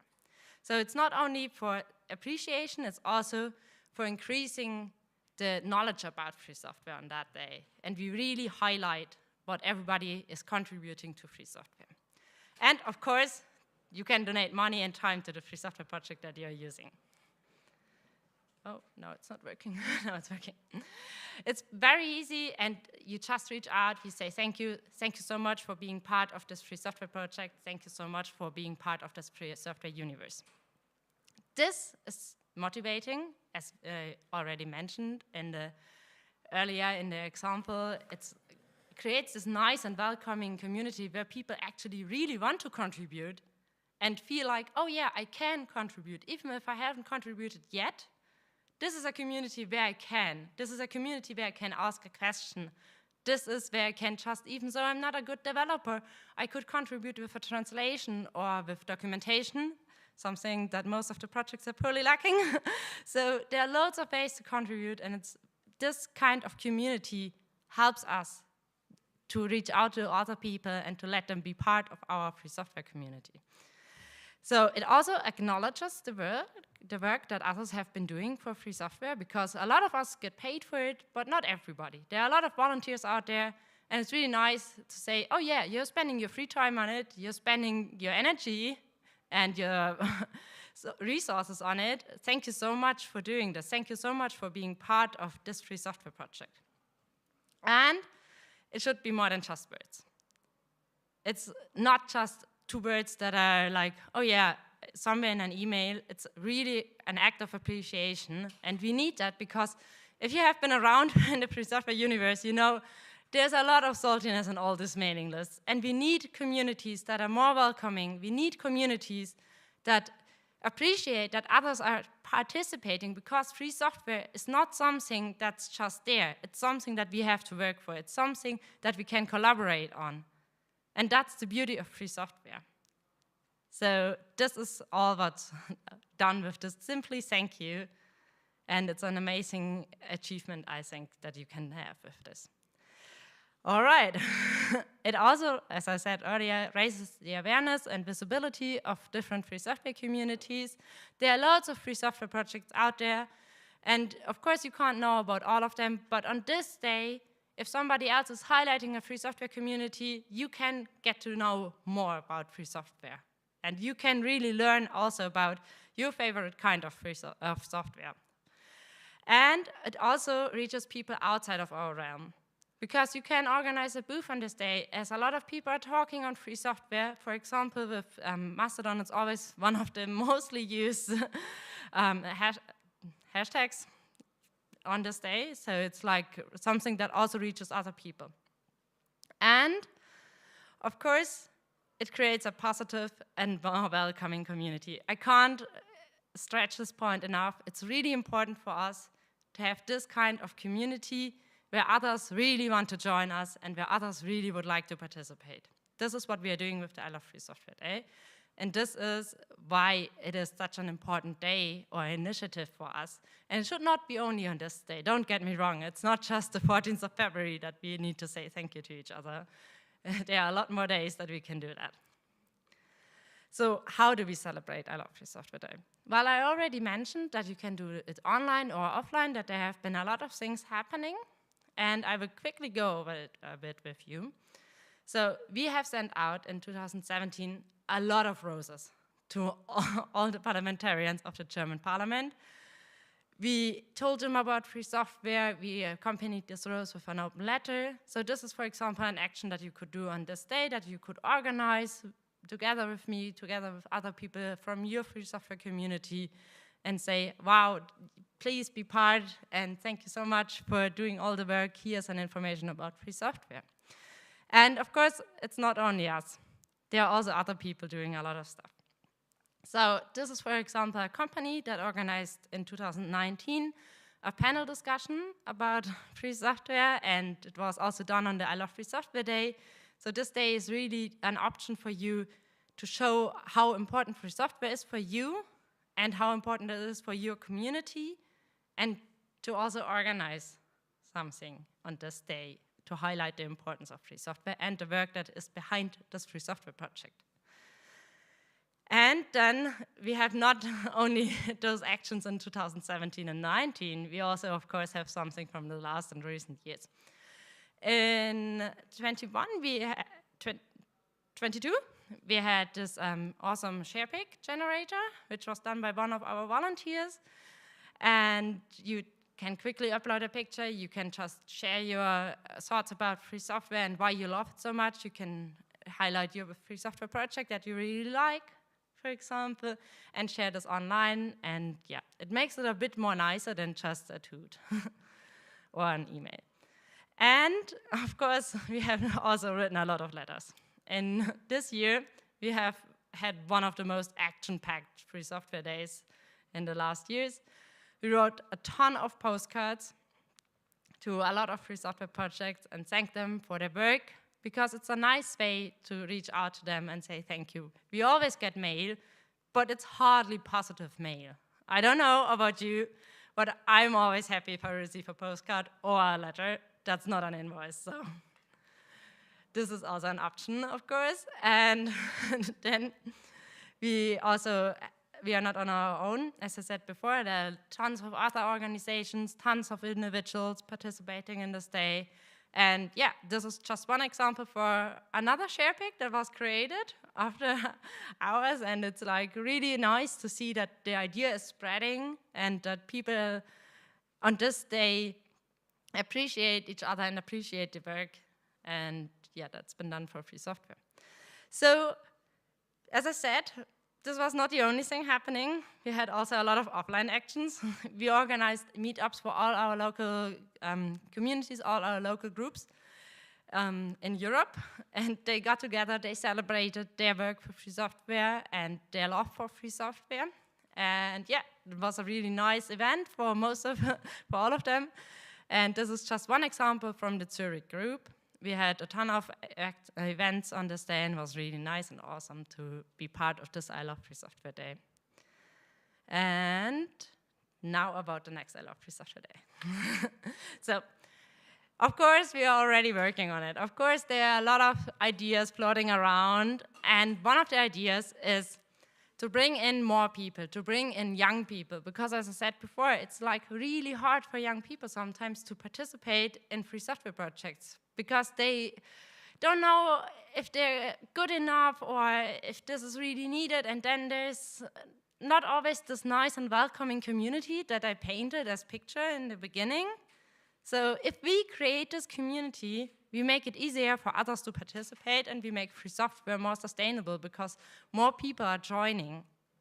And this is one of the things that I would like to highlight on the next I Love Free Software Day together with you.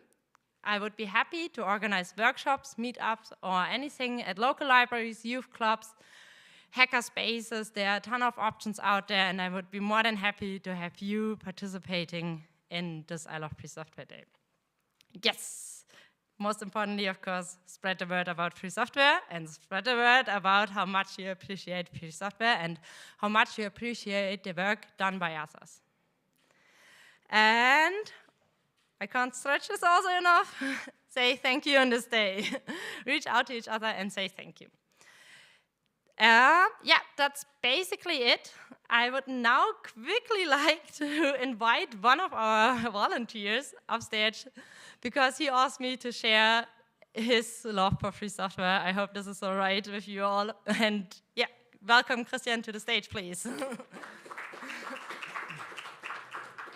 So this is what they called Shanghaiing in the earlier days. So be careful. Okay, yeah, so my name is Christian. I'm a volunteer with FSFE, basically in the Berlin chapter. And so I would like to thank basically the authors of one of my favorite software packages, which is dbeaver. So in case you ever need to work with an SQL databases in general, this is probably one of the most versatile packages that I ever encountered. So thank you. Thank you, Christian, for sharing your love for free software. This has been also a long-standing tradition for us. We always on this day and also on other days have this kind of game where we mention our favorite type of free software or our favorite free software and say thank you to this type of software. Yes, and yeah, if you have any question of how to participate, I'm happy to answer all of them, and let's create this welcoming and lovely community so that we have more people participating in free software and reaching out to each other and appreciating the work that we are all doing for free software. Thank you so much for being part of this awesome free software conference. And yeah, thank you for your work for free software.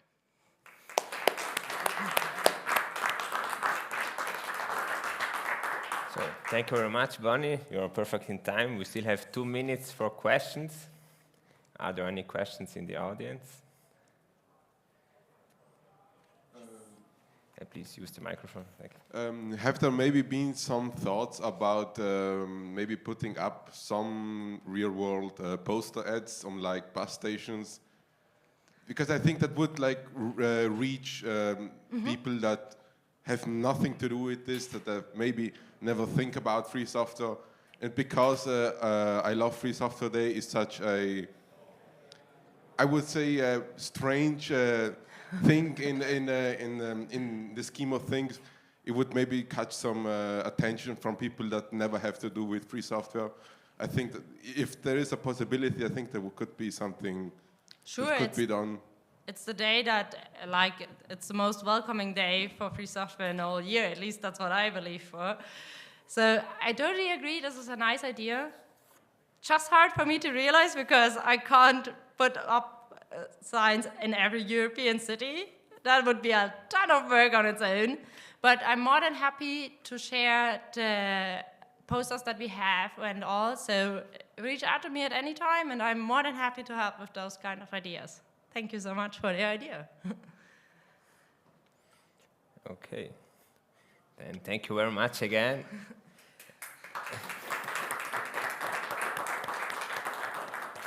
And we will be back at 10:40 with the next talk. See you soon.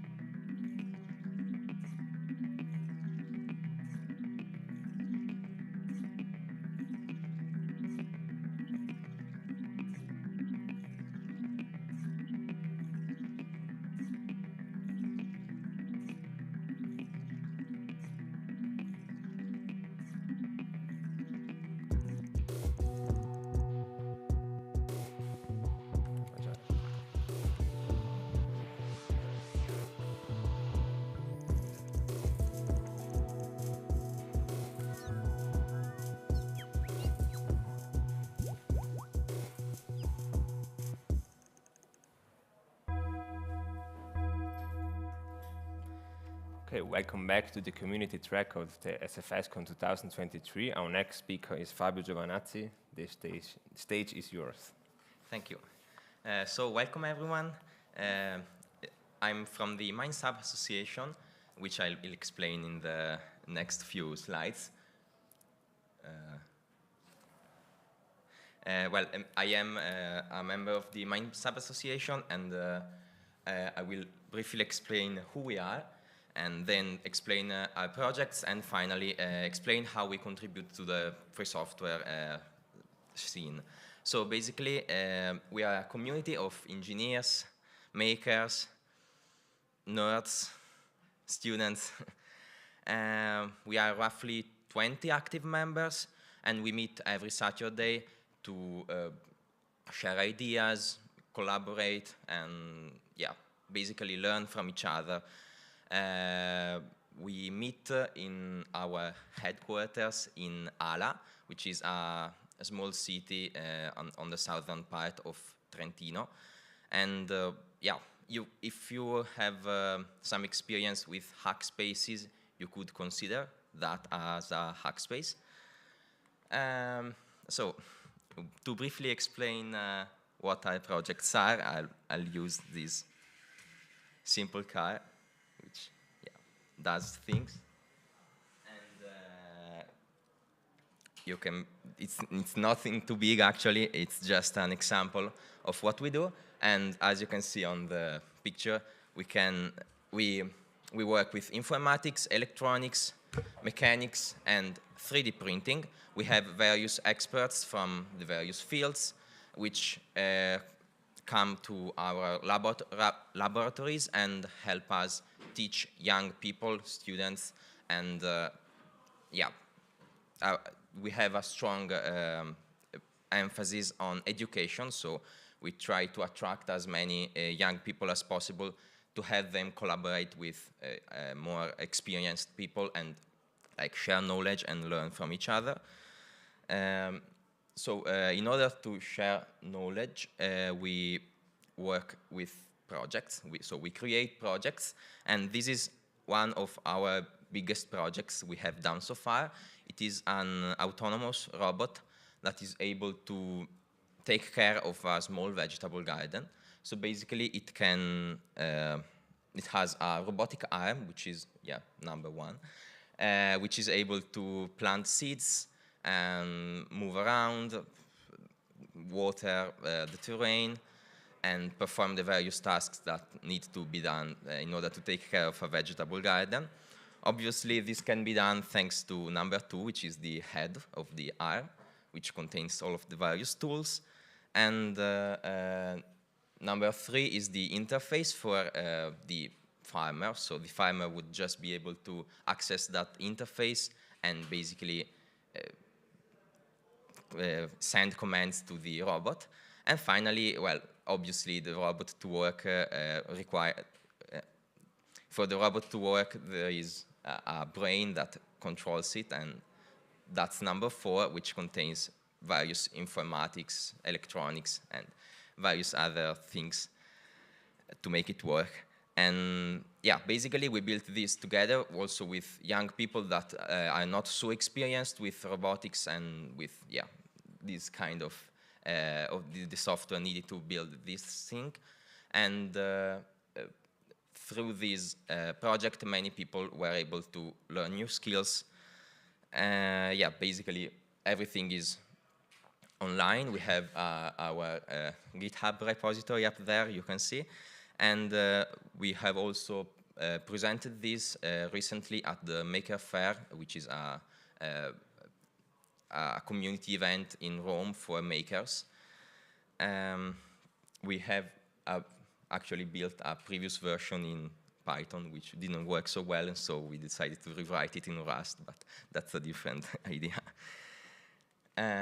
So more on education, we work closely with schools, and so we have done various projects with them. The first one is establishing a radio link with the International Space Station and talking to Samantha Cristoforetti, which is the Italian leader space girl. And we talked to her over radio, and we were able to have various various children from the local school talk to her too. Then we have Browse Securely. Basically, we go into schools and we do lessons about cybersecurity and cyberbullying. And finally, AstroAla is a recent project we started to, along with our fellows radio amateurs, and to teach how radio works, basically, to younger people. One other project that's not so much related to robotics, but rather to informatics is Insigno, which is a small application we built so that young people can help clean up their city in a gamified way. So this is a game, basically. I don't know if you know about Pokemon Go. It's basically Pokemon Go, but for trash. So you can go out on the street and you find some trash. You take a picture of it, you gain some points. Then once you have made the report, you can also pick it up directly, or you can ask. You can just send it to the map, and yeah, you can see on the map there are various markers already reported, and you can resolve a marker reported by someone else by picking up the trash. You can earn points and reach the top of the scoreboard. And we made this completely free software.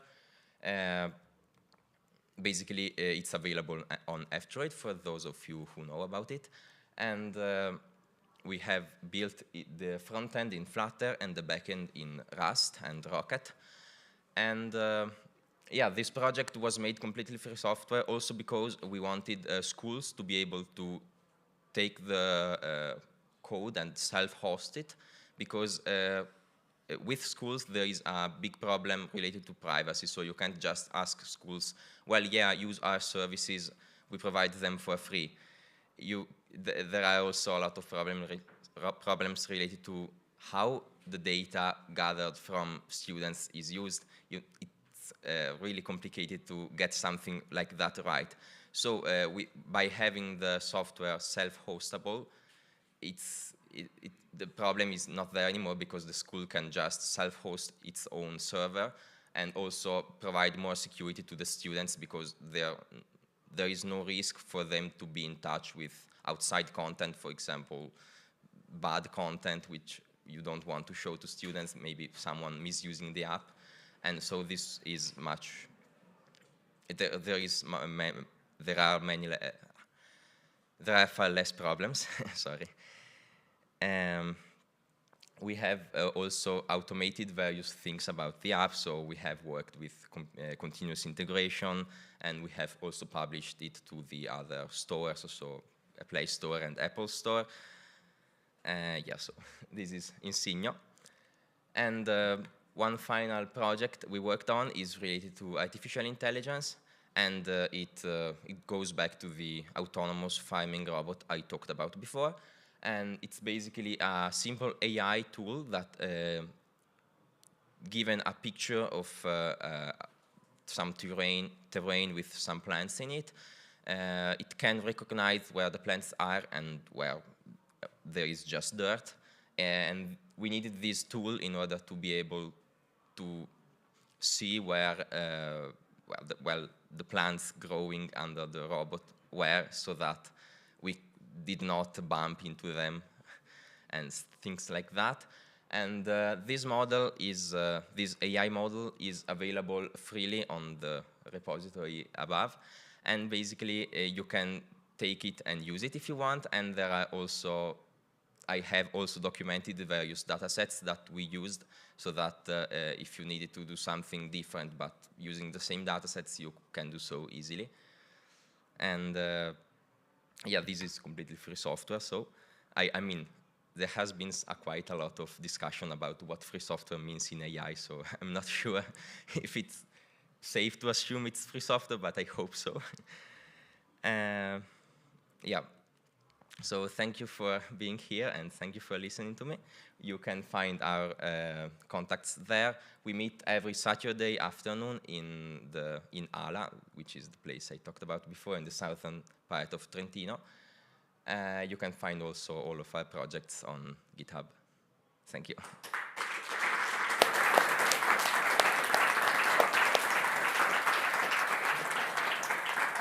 Oh, and I have a few leaflets to give if you want. Okay.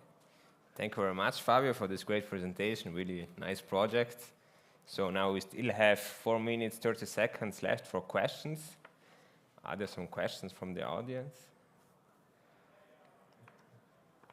Maybe about the project. Or okay. Yeah, I wanted to ask when somebody can join, but yeah, you said it on the last slide, so my question is... Yeah, so basically we meet, if you want to come there, you can. I mean, so it's open. It's open. We are not open all of the time. We usually meet on Saturday afternoon, but yeah, it's open. You can just come. Okay. Well, thank you very much. Thank you.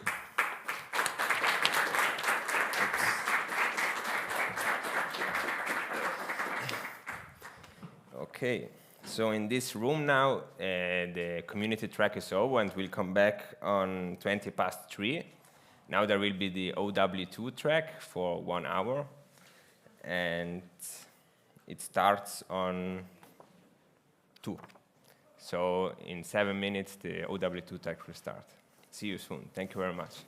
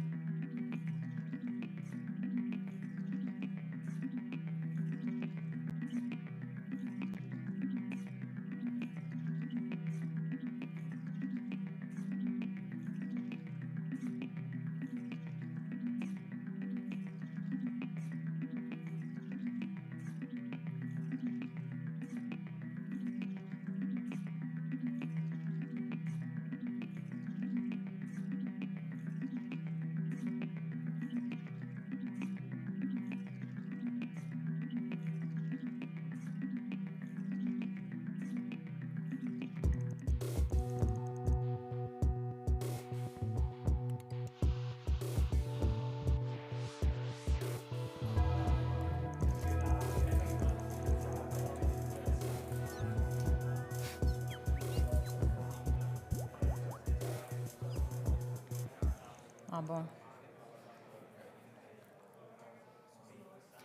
Hello, everyone, and welcome to OW2 Truck. OW2 is an independent, no-profit community dedicating to promoting professional open source. It also fosters a vibrant ecosystem of enterprises, academics, and software vendors. Our first speaker today is Stefano Pampaloni from SICOM SRL. Hello.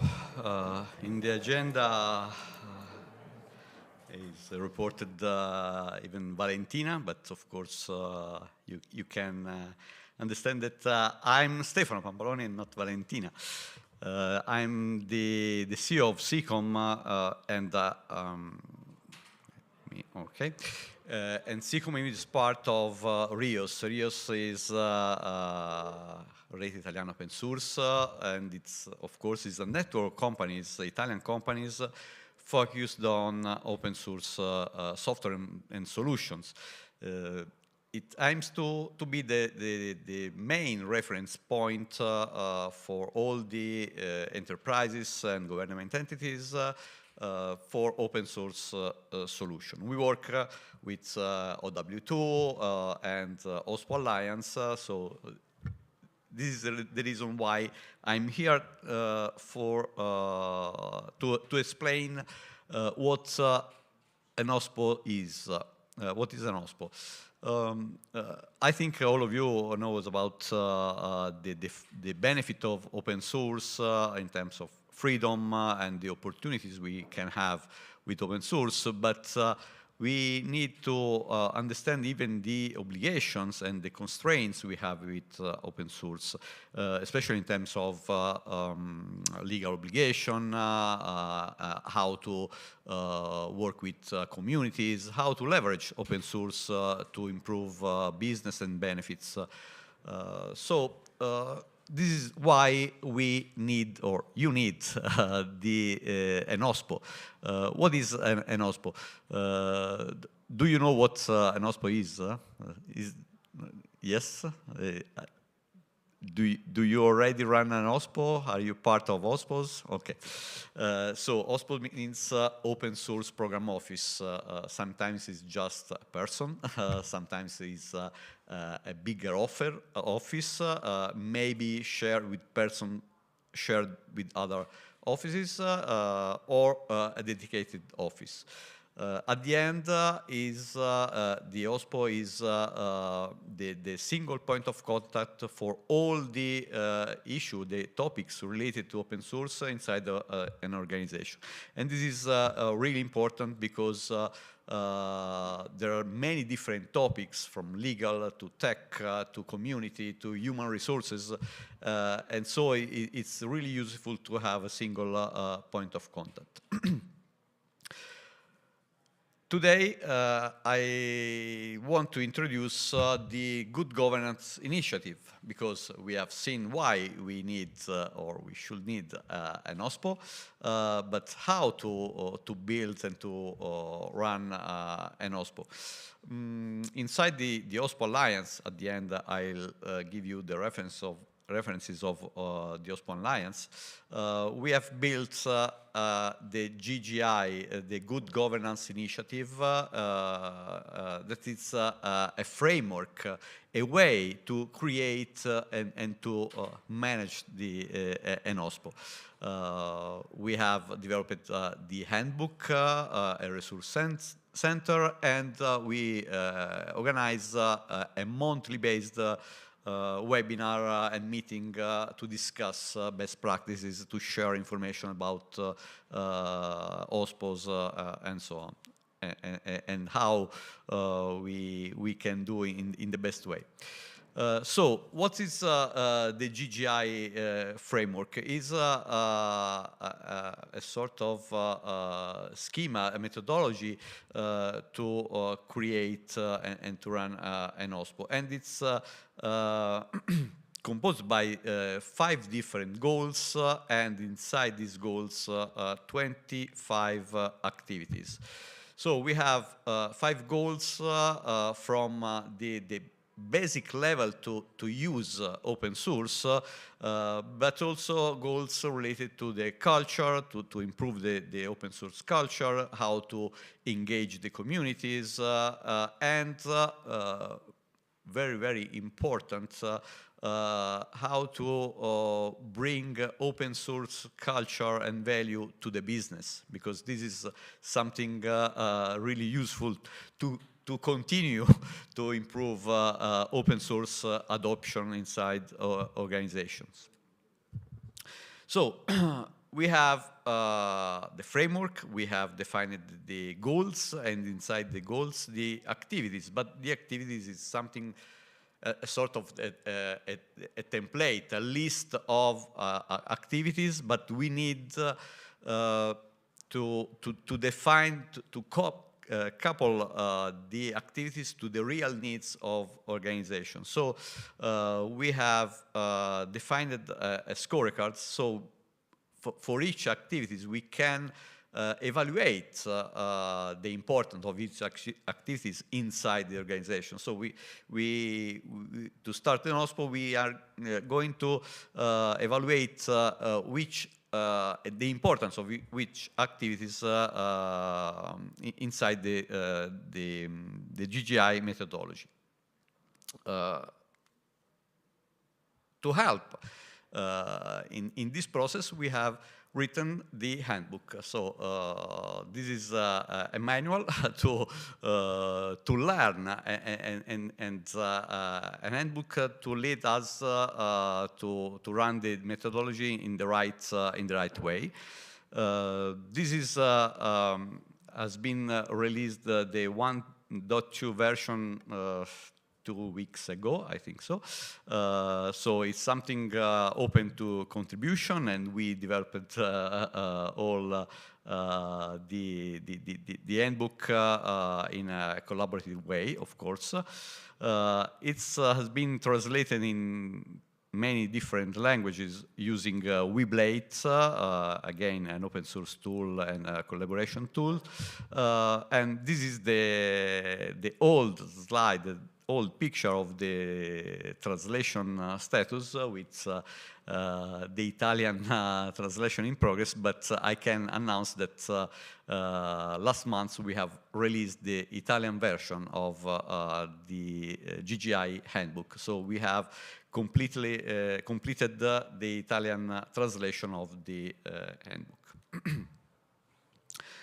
So we have seen the methodology, the framework, the list of activities, the scorecard to help to match needs and activities, the handbook, but we also built the GitLab board to help to track all the activities. So this is the translation slide.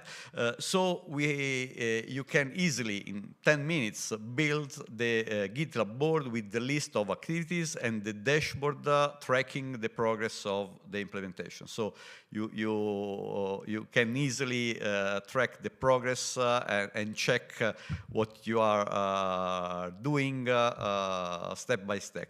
So this is really useful. Okay, so okay, the clock is okay now, because it was increasing the number. So okay, I have 10 minutes. Great. So this is a very simple process to deploy if you, of course, have some basic knowledge of GitLab. There are scripts to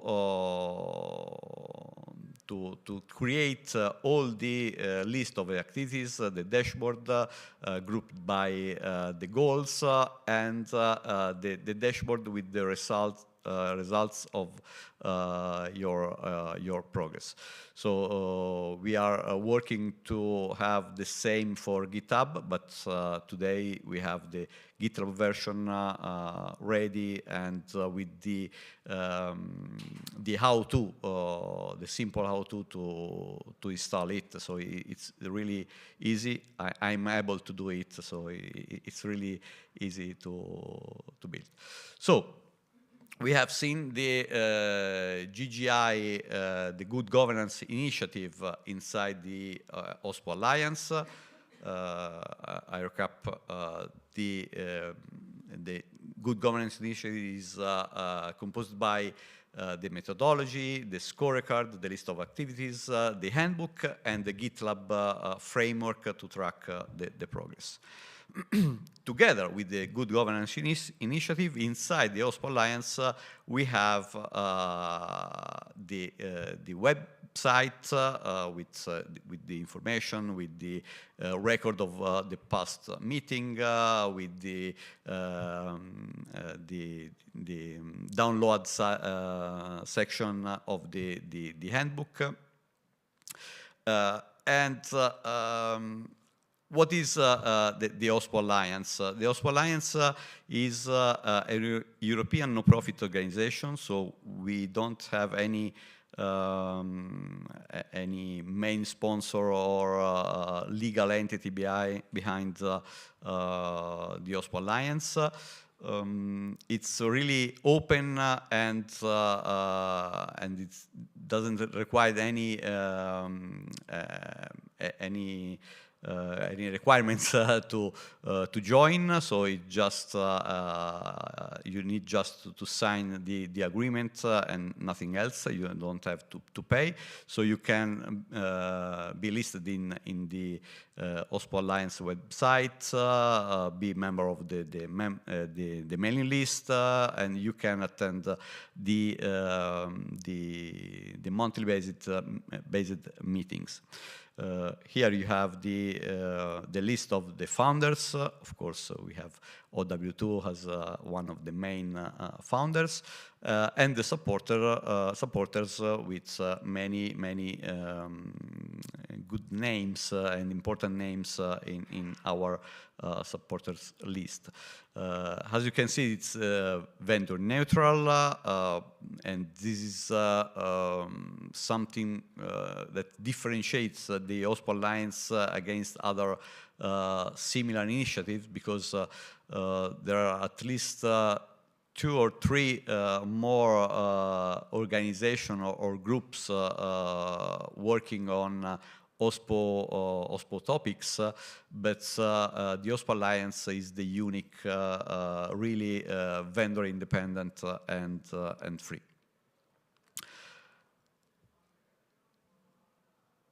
So, as I said, it's open, and we are looking to collaborations. So you can join the meetings, but you can even work on the GitLab section of the handbook, the scripts, the translations, and so on. So it's a really community-based effort. And here we have, maybe this is the old one. Okay, this is the right. Here you have the references to join the OSPO Alliance, to download the materials, and to join the mailing list.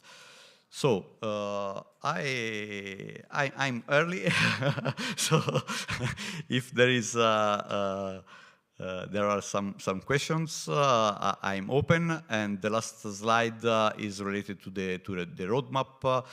We already released the 1.2 version of the handbook. We need to align the translation, because the Italian translation is on the 1.1 version. So you are invited to help us to translate. And if you have some questions, of course, I'm open to answer your questions. Okay, thank you very much, Stefano. Are there any questions?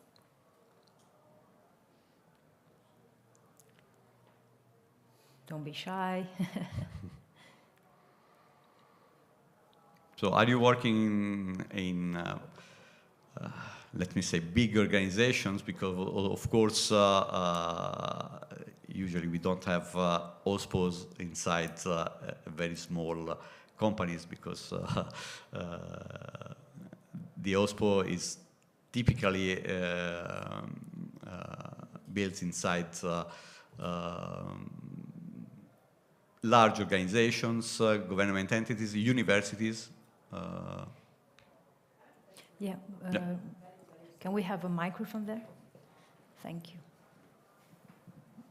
Sorry, thank you very much. It was very interesting. Do you have also examples of OSPO that can work for different organizations together? I mean, some OSPO that are centralized with the respect of some companies or organization and can help at a larger scale? This is a good question. Well, there are no federated OSPOs because at the end the OSPO Alliance is a playground to share information and to help each other, but in an independent way, of course. We are building, there is not a reference in the slide, maybe it's useful to add, because one of the improvement of the website is related to the consultancies services. So one of the idea, and there are already in place some services for OSPO as a services, let me say. So there are services to help you build an OSPO, but sometimes can be useful to delegate something to someone else. For example, the licenses compliance check is usually related to lawyers, and so it could be useful to delegate to a consultant. We have, in my experience, we have different way and flavors of OSPOs inside government entities. One of our main contributor is the Paris Council, the Paris government entity. And of course, it's focused on all the development issue and community engagement instead of focused on business-related topics. PagoPA is just starting with one of my friends, the OSPO inside PagoPA, and of course, in that case, they will match even the business side, because PagoPA at the end, even if it's a government entity, is an SPA, so it must create profits. Yeah, there are groups of OSPO Alliance is one of these. We are working with OSPO++, focused on universities. So the universities are working together much more under the OSPO++ hood, and we are working together.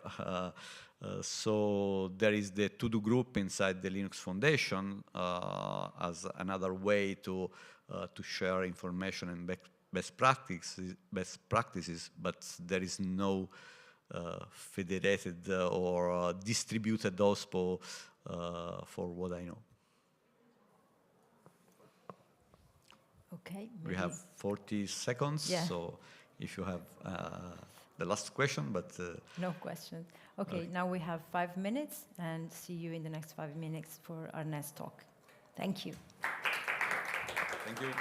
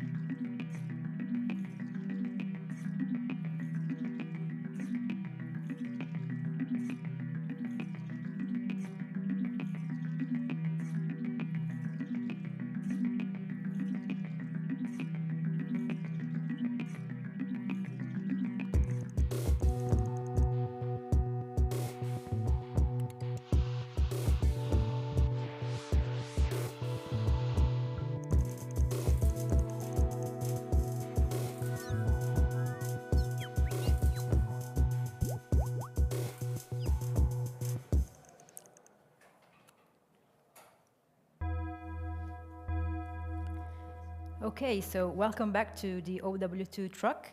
Our next speaker is Francesco Invernici from Politecnico di Milano. Thank you for introducing me. I'm a PhD student from Politecnico di Milano. I'm from the Bioinformatics and Database Research Group, and today I represent the TETIS project, which stands for Topics Evolution That You See. So we are a Bioinformatics and Genomics Research Group, and during the pandemic we have discovered many new challenges. And in particular, one that we were not ready for it was the information overload. And as you can imagine, there were an outpouring flood of information, fake news, everything. Everyone was talking about the virus, the pandemic. And for research papers, in particular, we saw an exponential growth in the number of publications just in the first year of the pandemic. So in 6 months, we went from some decades sometimes of papers published in a month to some thousand of papers published in a month. Many initiatives were created to support the research against this flood of information, and there were some free, non-free data sets, open access corpora, and literature hubs. The biggest of these data sets is the COVID-19 Open Research Dataset that was maintained by the Allen Institute for AI, but also supported by other entities such as Kaggle, which is very known in the machine learning community for free datasets. And in the final release, it included more than 1 million of entries, such as articles, preprints, conference papers. And these papers were authored by more than 2 million authors from 50,000 journals, so it's a very massive data set. And the final release was in June 2022, so it covers all the first 2.5 years of the pandemic. But what it's like to see 1 million papers, what it's like to visualize the information overload in one single image. It's like this. You see 1 million points and you ask, okay, but what's inside? What can you do with it? So the most simple answer is like, okay, we can try to create a simple topic model, which is like a clustering. So we try to group by semantic similarity all the papers that discuss the same things. Here it is a very simple one, so we can visualize it in a colorful manner. And you can see, for instance, that we have a blue cluster that discuss about biology-related things. So we can see relevant words like protein, cell, or SARS-CoV-2, which is the virus, not the disease. But other clusters, like the yellow one, talks about social and psychological issues. So you have mental care, anxiety, students. In general, these techniques are called topic modeling, and the objective of these techniques is to extract the latent semantic structure of a given corpus. So you can gain some insight and you can understand what can you do with this data set. If you also add the temporal dimension to this model, you can also study the dynamics, the change of intensity, and also the trends that characterize the evolution of one particular corpus or dataset. So in our TETIS project, we are motivated to build the next generation open source web topic explorer. Usually, topic exploration is embedded in many like search engines or information retrieval system, but it's always like behind the curtain. And we want to make some focus or highlight on these systems. And we built a dashboard and a pipeline to support the extraction of the topics, everything with open source technologies. This application, this tool, can be reapplied to different domains, so it's not only a thing of research, science of science, but it's also reapplicable to journalism, social media analysis, laws. We discussed with many people from different domains to understand what were the requirements for a tool like this. Today I will show you the prototype, our first prototype, which is called Kortovitz, the Core-19 topic visualizer, and I would like to start from the pipeline behind this tool.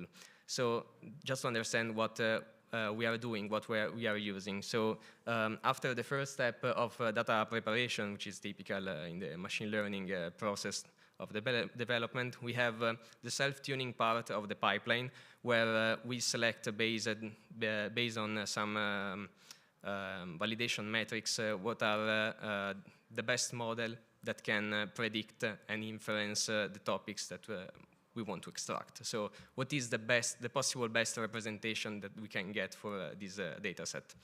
And then we do the neural topic modeling. Usually in the past, these models were only statistical based, like LDA.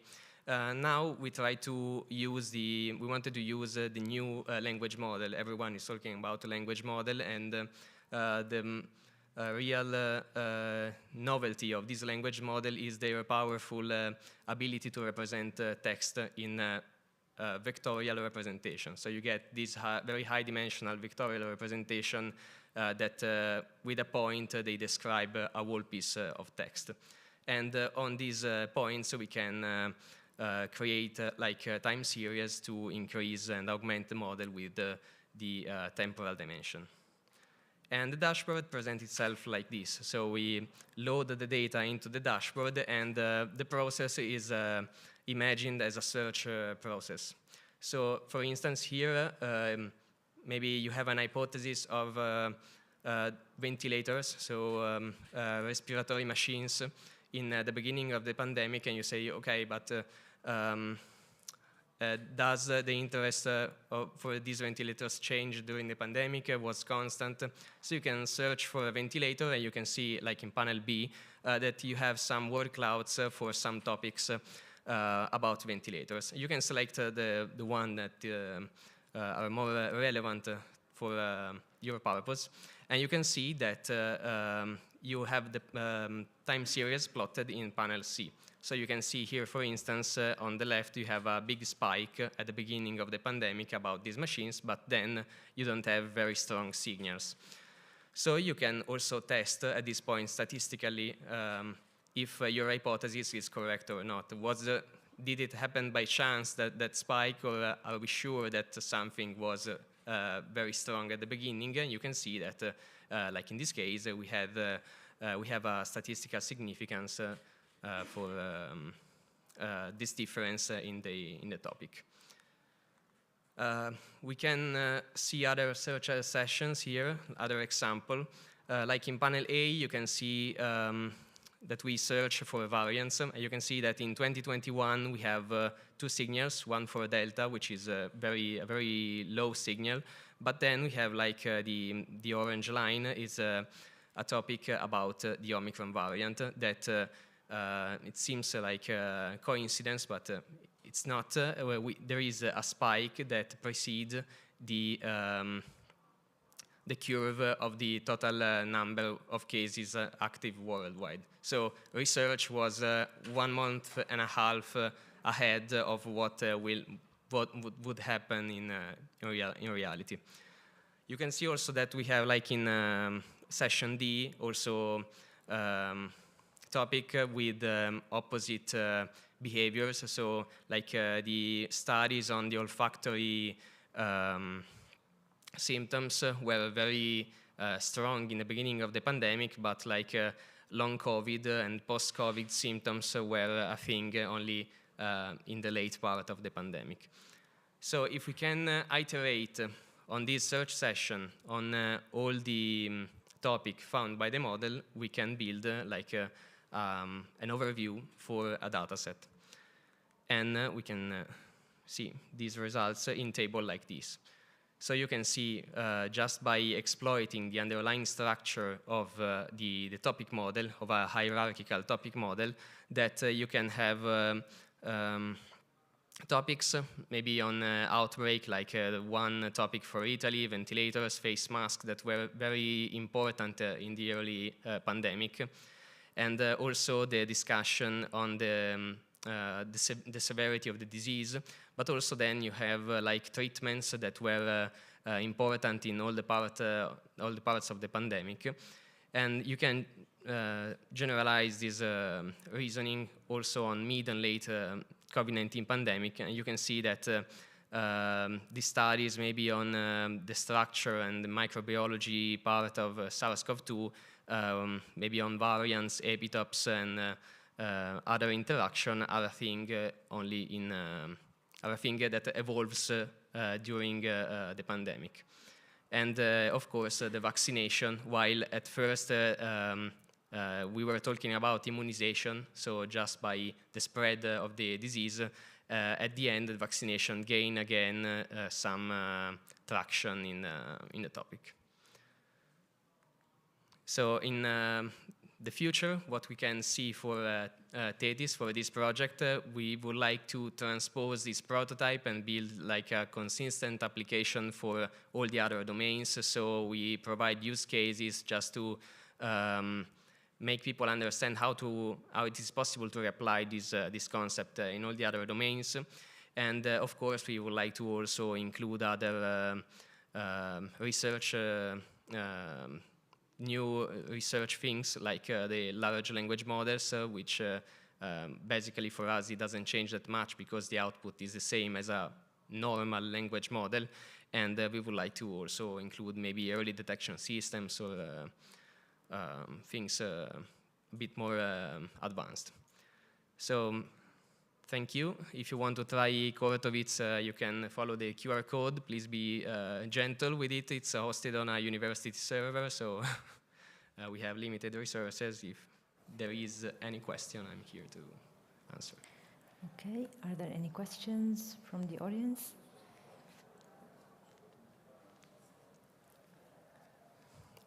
Of course, we have a preprint for the paper on this tool, which has all the code and the model and the data available, so it's fully reproducible in the spirit of fair data principle and, of course, free software. So.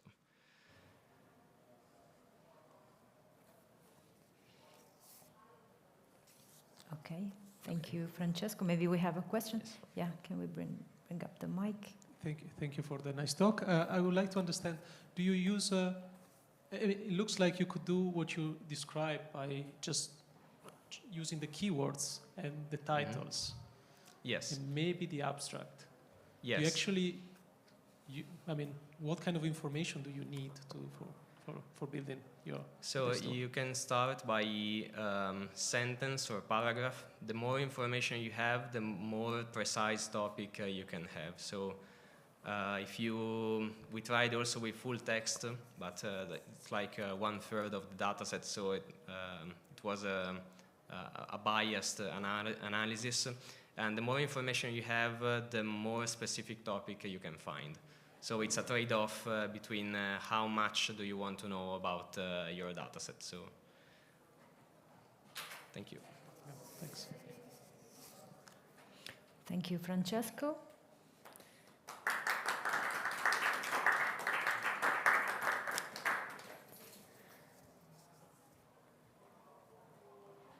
Okay, no other questions?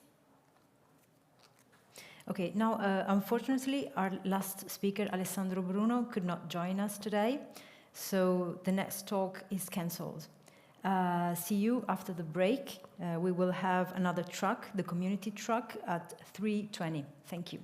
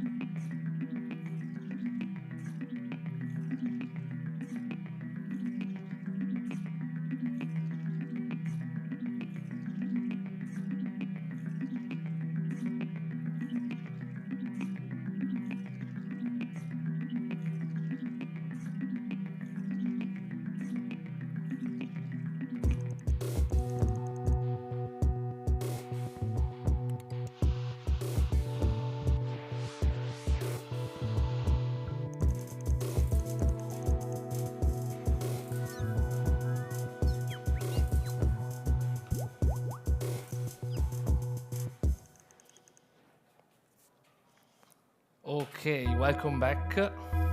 Sorry for the bell.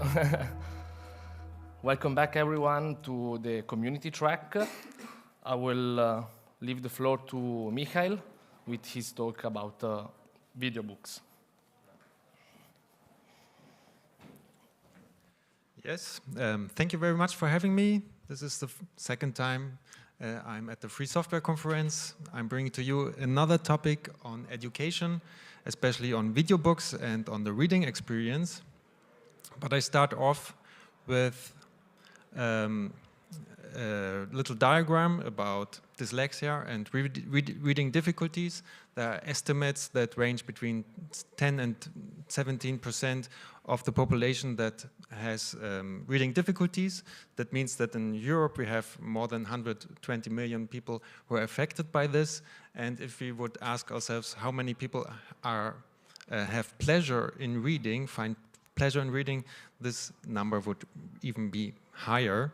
So our question is then, how can we make reading more pleasurable and easier and more accessible? You may be familiar with the text-to-speech technology. Today we use it daily, like when we use Alexa or Siri on our phone. Yeah, but who of us uses text-to-speech daily or regularly? What do you think?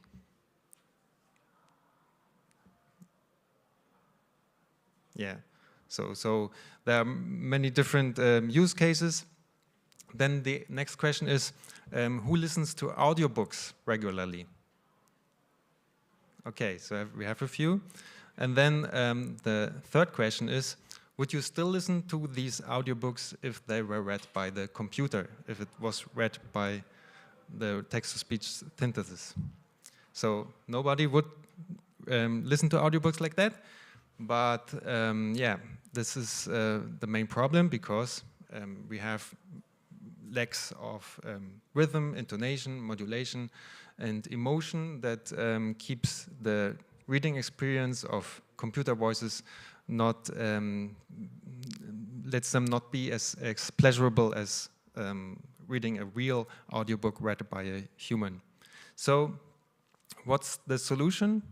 The solution can be that we can combine an ebook with an audiobook, and in this case, I call it the video book. So, what's in the video book? A video book can look like this. So we have a text, and we have a synchronized human voice, dynamic text highlighting, so we can see which part of the text we are reading right now, we are hearing right now.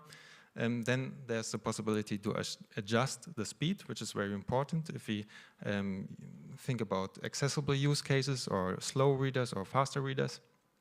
And then the feature of displaying meta information like subtitles. So how would this be? We have a little video we can now listen to just for experiencing this video book experience.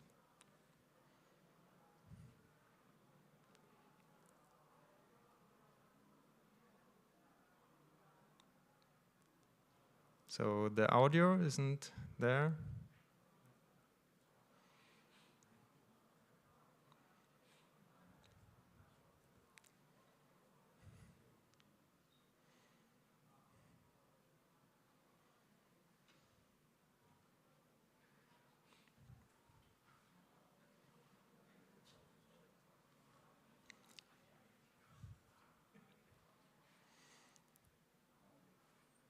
Audio.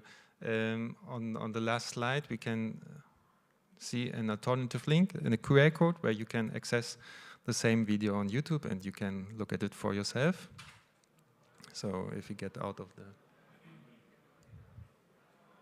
So this is the link, so you can look at it for yourself, and maybe take 1 minute to just test the experience of what I mean when I talk about video books.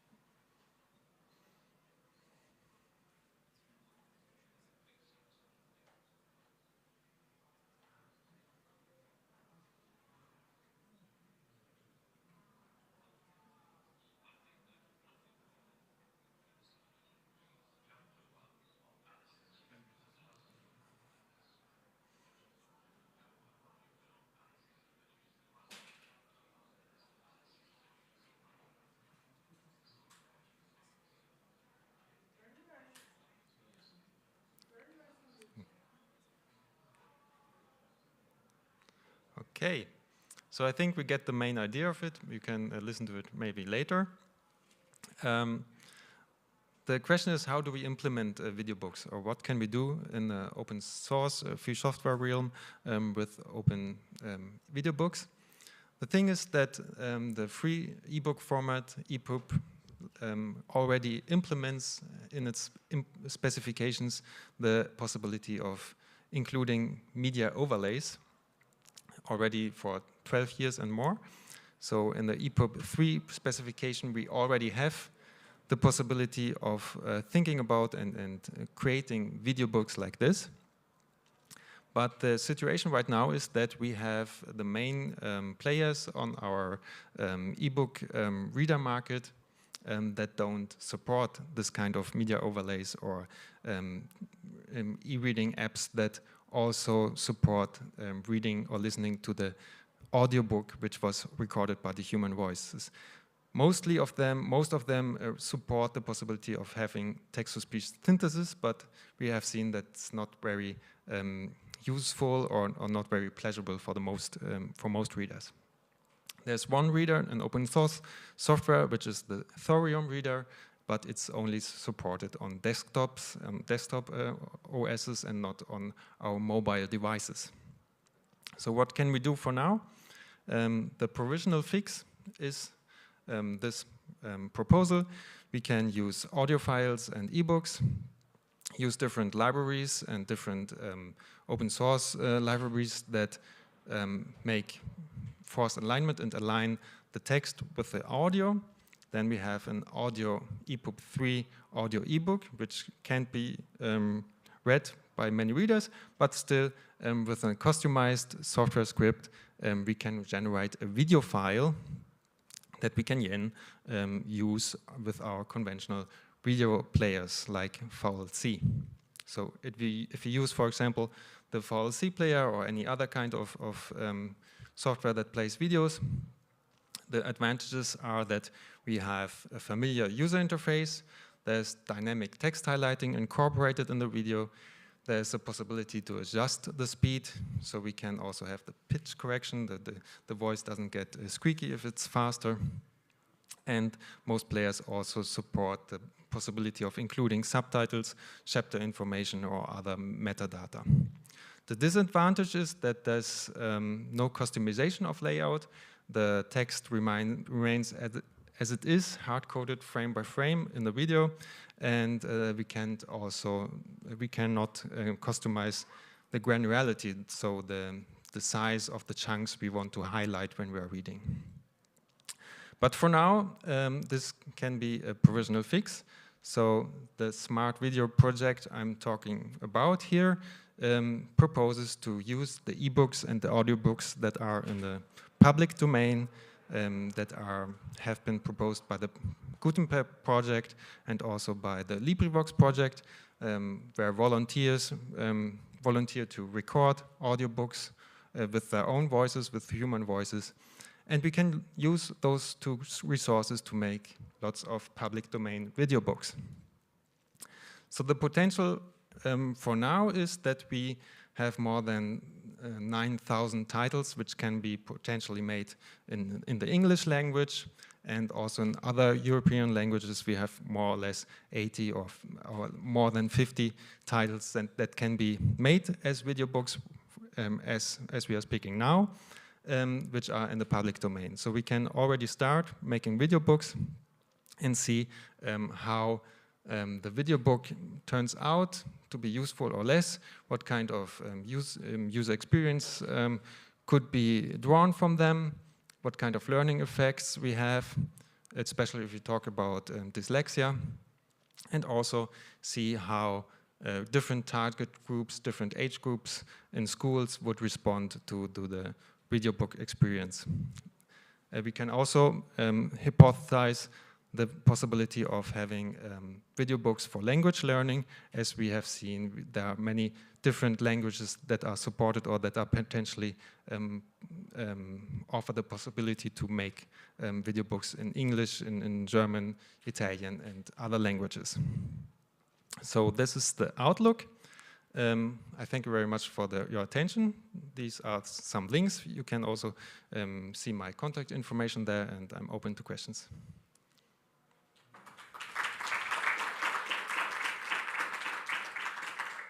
Okay, I see a question from the crowd. Here, with the microphone, please.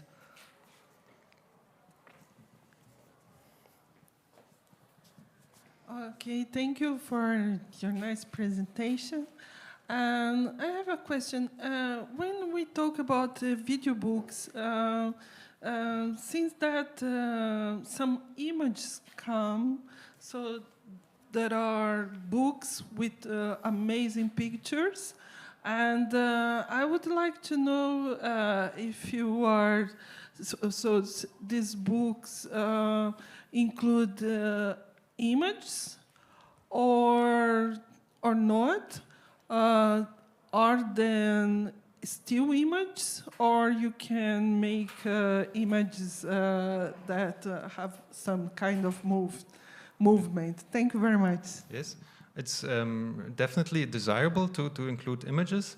Right now, if we talk about the Smart Video Book project, the thing is that most public domain books don't have many images in them.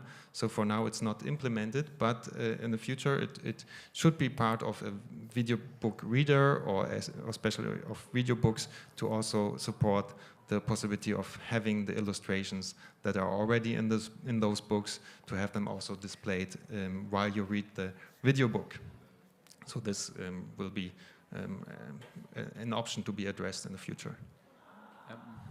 A suggestion, perhaps maybe desirable to ask those projects to add a written description of the images of the books. Yes. So you can have the vocal of the descriptions. I think that for impaired, yes, in vision impaired people would like to see, yes, to listen to those images. Yes, Thank you. exactly. Okay, if we don't have any questions, we can see you in a bit, in 5 minutes, with Nicole. Thank you, Michael. Thank you very much. Enjoy.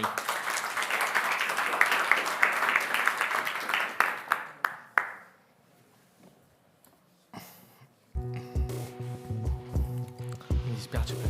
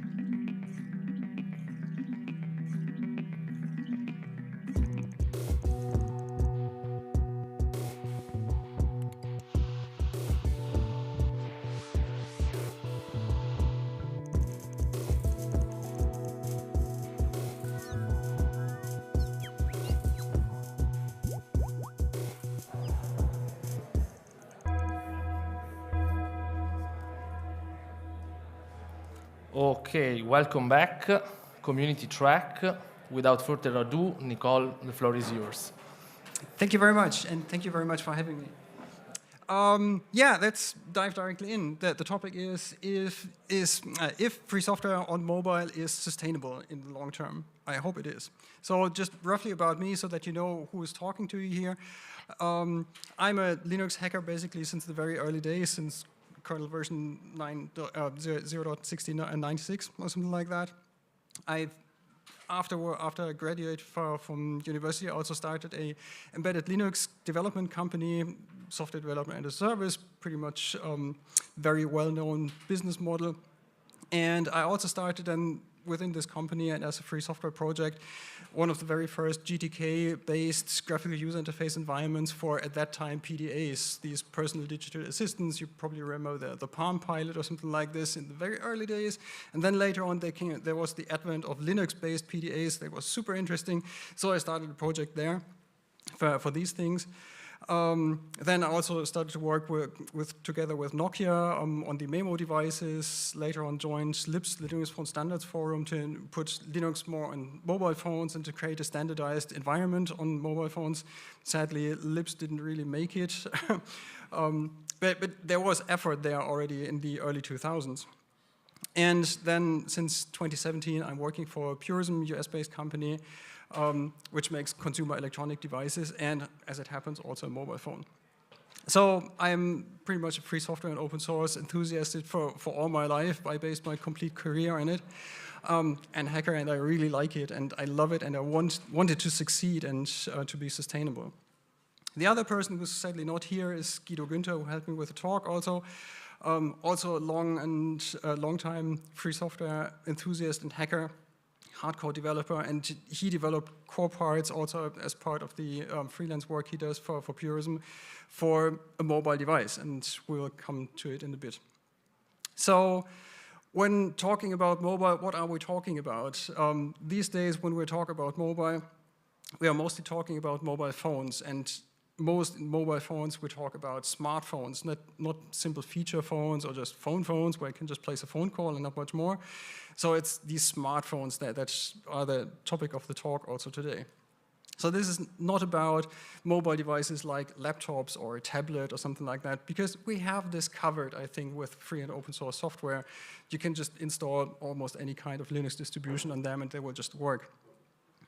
And it's probably also not about other mobile devices like watches, like this watch here, which is actually running Linux and also free software, which is pretty cool. But this talk is not about these. We're talking about mobile phones, especially. And mobile phones are pretty important these days, and this is the exact reason why these are so important, because they're ubiquitous. They are everywhere. Our daily lives are very much influenced by them. Almost everyone uses them, and if you look like scenes like these here, every one of these people has one in hand. So it's incredibly important. And this also is reflected by the sheer market numbers here. If you look at the market from smartphone sales or the manufacturing, basically, this is 1.2 billion devices each year are made, just smartphones. So this is incredible amount of devices. So smartphones have by now surpassed the importance of regular computers by far. Smartphones have become ubiquitous and universal. You can do a lot with them, almost everything. And for many people in the world, smartphones are their first and also only computing device that they have. So they don't have a tablet anymore, or a desktop PC or something like that. Even many don't know what a tablet or PC is. They just use the smartphones, especially in developing countries, let's say Africa, large parts of, where the smartphone is also, in many cases, the only way how you do financial transactions between one another. So it has become really very, very important.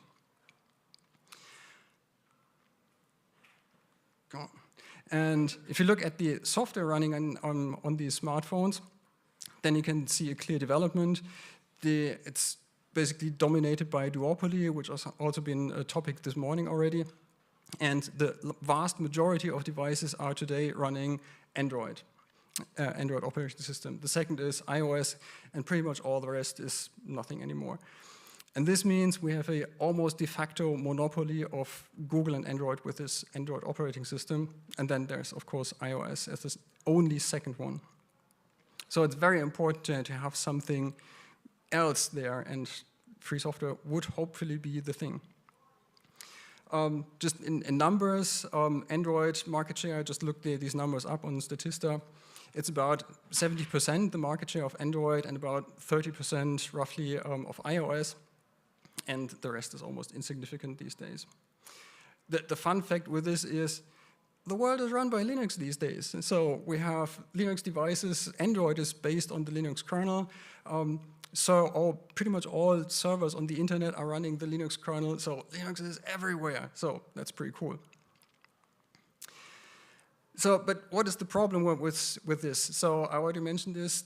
The market of smartphones, especially on the software side, is dominated by Android these days, 70%, basically. And you could say, well, compared to iOS, Android is an open source platform, isn't it? So where's the problem? Well, yes and no, not really. It's not really open, at least not as open and as free as we would like to have it. Because Android is dominated by Google, it's governed by Google. Google basically rules the development, what will come into the next version. Google is the only platform developer there.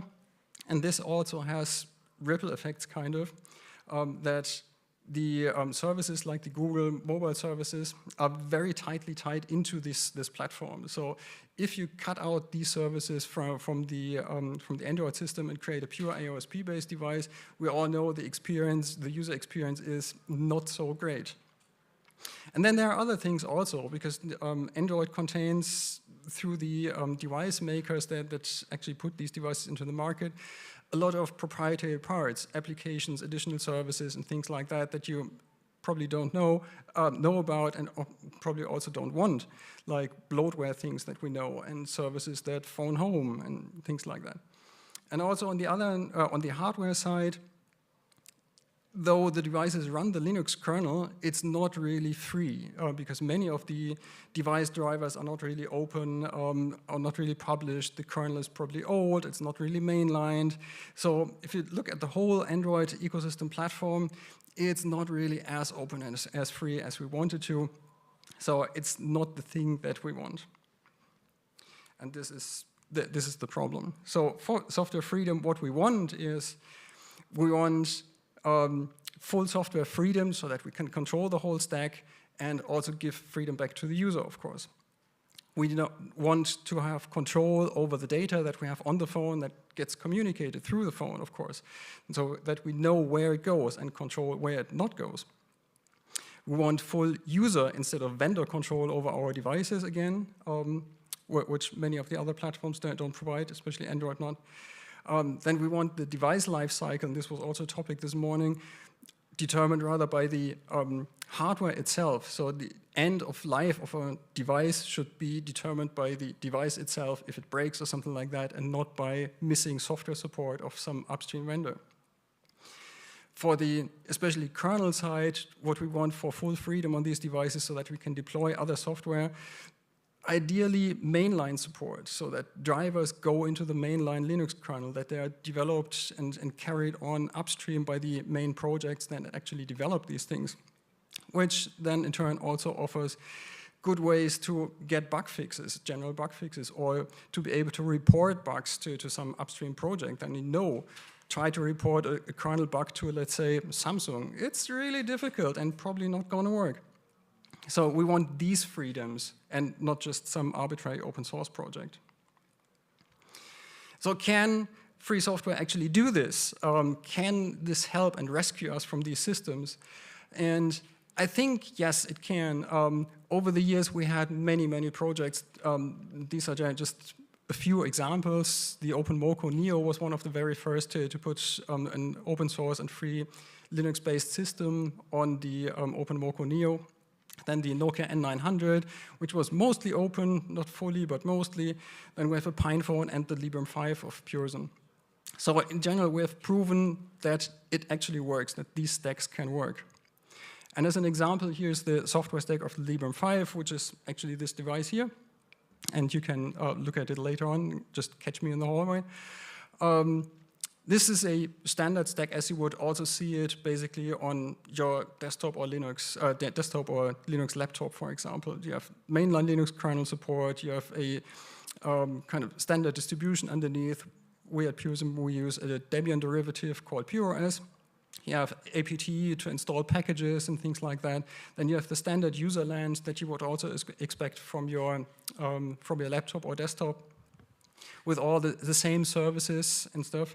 What we have developed over the past almost 6 years now is a pretty complete user experience for mobile devices, and we put also a lot of work into the glue between the user interface and what handles the hardware to enable calls and the typical things that you expect from a mobile device, haptic feedback and all these things.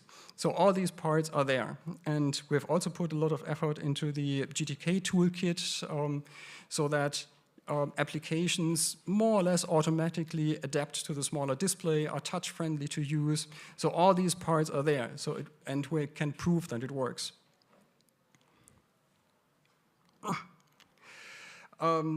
So what the situation basically right now is, it's not the Librem 5, there are also other stacks, that the heavy lifting is done. So the free software communities have proven that it can work.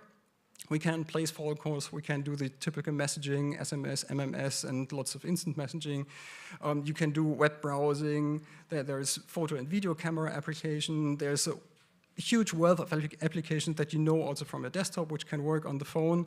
And even on the Librem 5 phone, it's pretty scalable. You can attach an external monitor and keyboard and actually use the phone as you would use a laptop or something like this. I just the other day installed LibreOffice on my phone, and it worked. So that's really pretty cool. So we have the proof there. What is missing right now is definitely hardware support. And this is a huge problem, because as long as we don't have hardware to run the software on these stacks that we have developed over the past years, then there is no huge development community and there's no user base for that. So hardware is, to me at least, a really big missing piece of it. There are two approaches to that. Either convince hardware makers to make this and work on the mainlining support for the hardware, or we could also try to use Android-based devices. The kernel is there, drivers are there. You could try things like using the Android user space, using tricks like Helium and libhybris.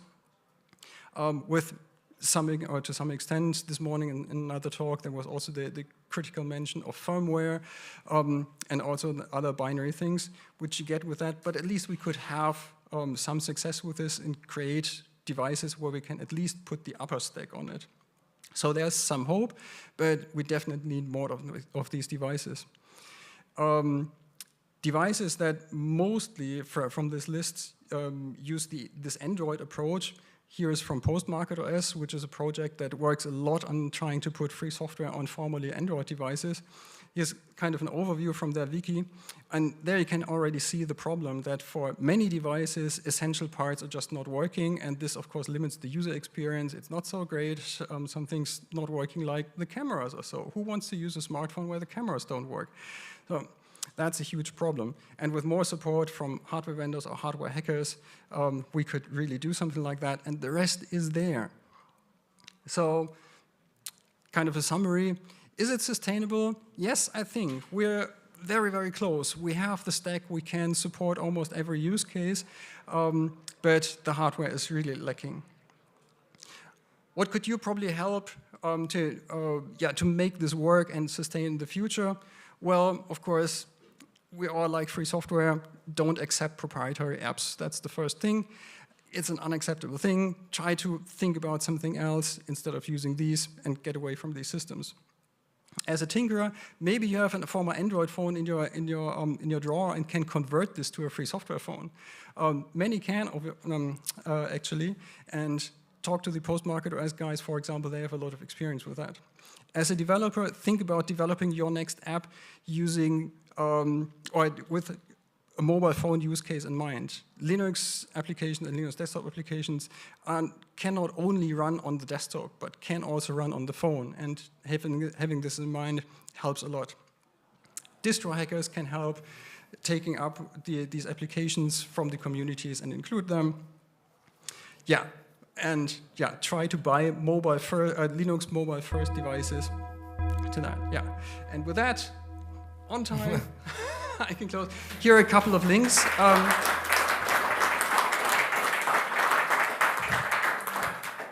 Thank you very much. Yeah. Okay, thank you, Nicole. If you need to do some questions to Nicole, she will be here, and I think she will be glad to answer you, okay? Absolutely. Thank you. See you in 5 minutes, roughly, okay?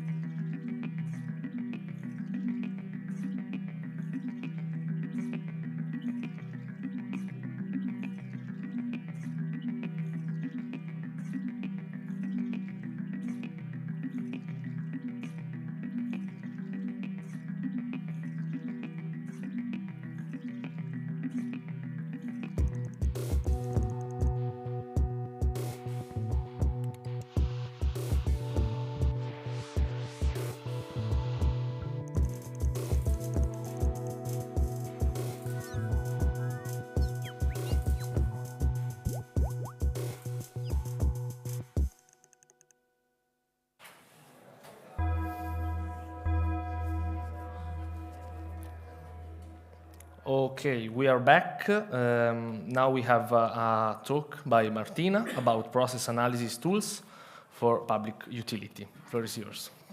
Thank you. Hello, I'm Martina, and today I'm going to dive a little bit into process analysis tools for the public administration. So, process analysis and data analysis in general is something that has already become as old as time, at least in computer science time. And private companies are already doing it day by day, and they're improving it every day. But there's some reasons that are many and vary for which the public administration is not employing data analysis tools and resources. So instead of trying to understand the reasons, again, they are many, I'm going to try and propose a rather simple solution for that. So I'm going to divide this speech in 3 steps. First, we're going to have a little overview of process mining. Then we're going to see where the data is collected and how, and eventually try to unite the two and see what we can do with it in order to do something for good. So what is process mining? Some of you might not know what it is. So we start with a large data set and that we gather usually from computer systems and digital systems.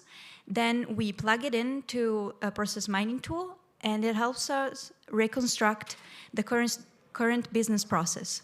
So then we can visualize what possible bottlenecks or issues with the process as is are, and we can, analyze the resulting report to understand and improve our process. So this is a more practical view of that. We have a large data set, which is usually constructed of at least 3 things.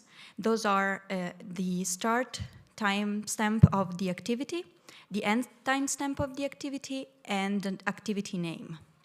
So then we plug this into a process mining tool. We can have as much detail as we want as long as we have these 3 key values. And then the process mining tool will turn that data into something more user-friendly. So flowcharts and diagrams that can help us visualize how our process is running, possible loops or issues, bottlenecks that we have in the process. And we as humans can identify them and try to make our process better and improve it. So these are a couple of open source tools that I decided to share with you today because they are both free and open source.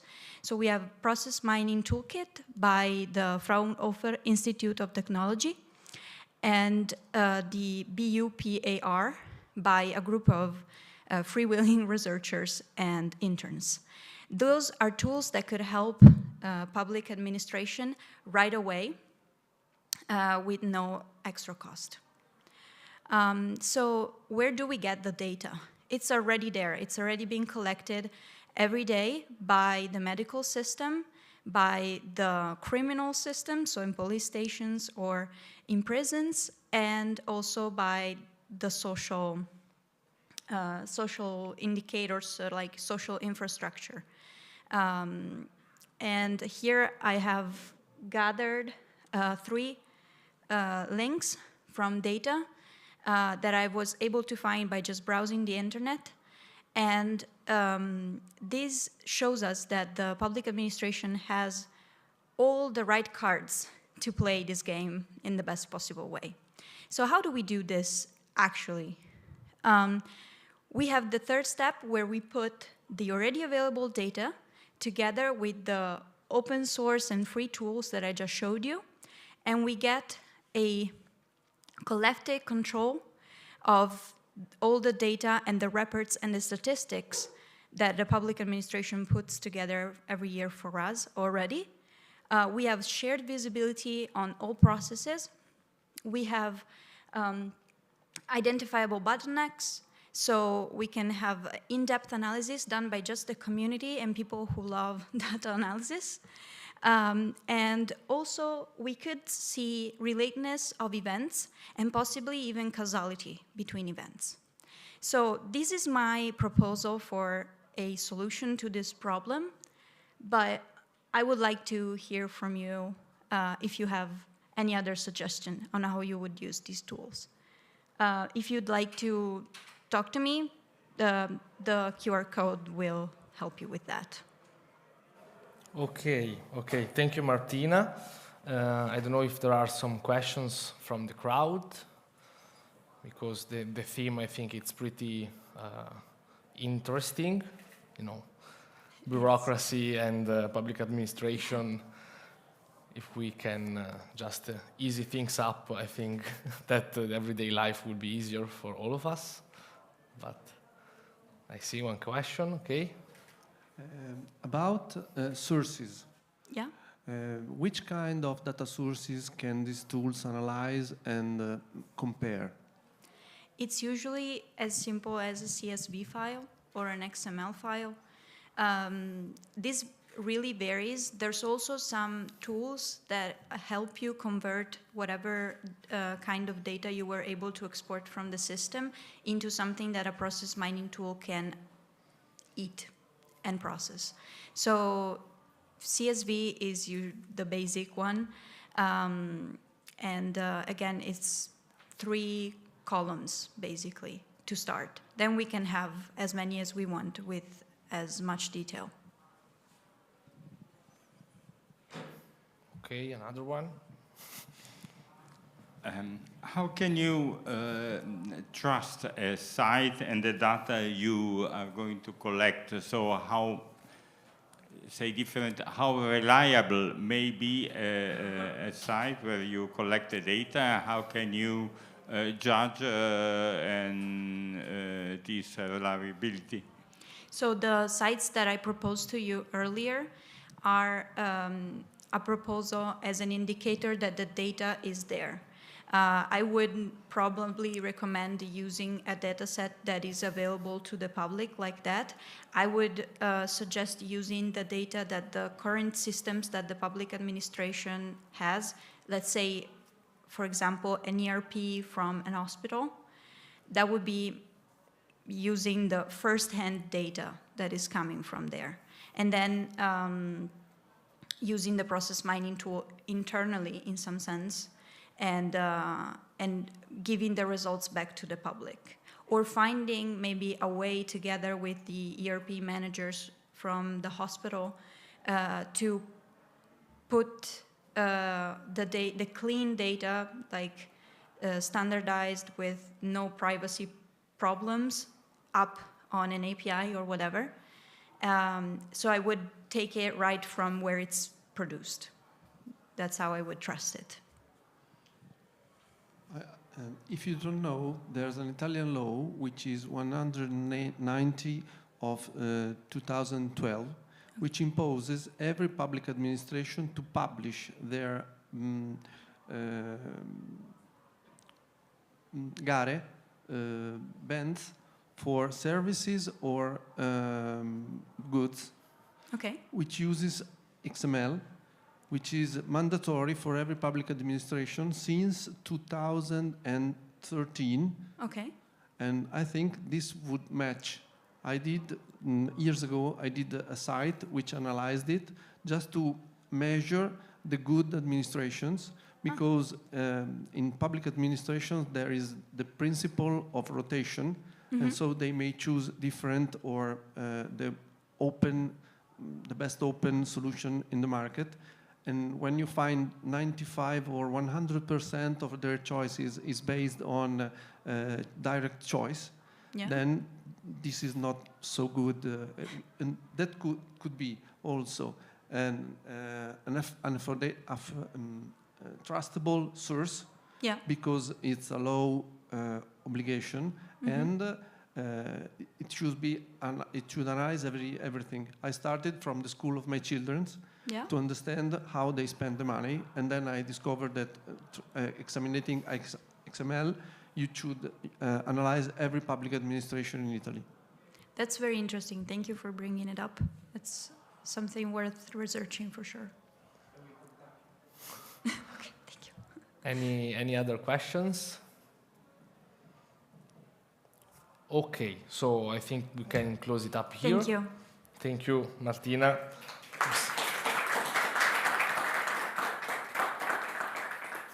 We are back in 25 minutes with Nicola Filippini from Netesis, and so have a break. See you soon.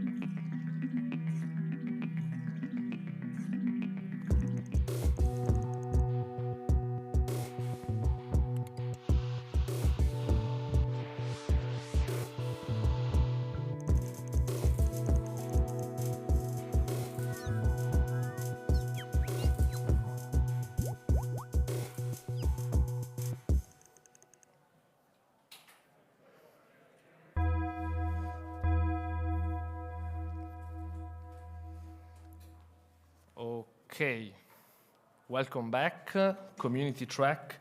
Now we have Nicola Filippini with his talk about competition and open source. Good evening, ciao. Together is Better is a title of a roadshow that we did to share benefits of open source in Italy, and I wanted to reuse the same title and part of the contents because someone said when a good programmer is able to write code, a better programmer is able to reuse it. That was Stephen Levy. And I think that this principle is valid in many areas. My talk is relative to the opportunity of making business with competitors. And let me introduce myself. I am an explorer. I started many years ago, and there was no free software at the time. And in my travel, I understood machine sufferance, which means how users are able to be mistracked, damage, and destroy poor data. And so this pain, we should put an end to this pain of machines. When I started, kids received a game, which was a computer, a personal computer, and the culture was to share, because we had the computer, we write code, we shared newspapers where code was inside, and so in bottom of our heart, we understood how to share. When I finished one newspaper, I gave it to a friend, and he gave to me his one. And I think this is the root of where many principles of open source started, because the alternative was something that came from big companies, and when we played with computer, understood things, and shared and learned with friends, this made a kind of behavior. So, what's open source for me? Open source is complex because there's a lot of code, there's a lot of things, there are a lot of integrations, and when someone starts to think, okay, I like free software, I like open source software, but how can I use it? How can I begin? And complex is the first step. The second step is the knowledge. The knowledge is a lot, but there's poor documentation, especially in the beginning of projects.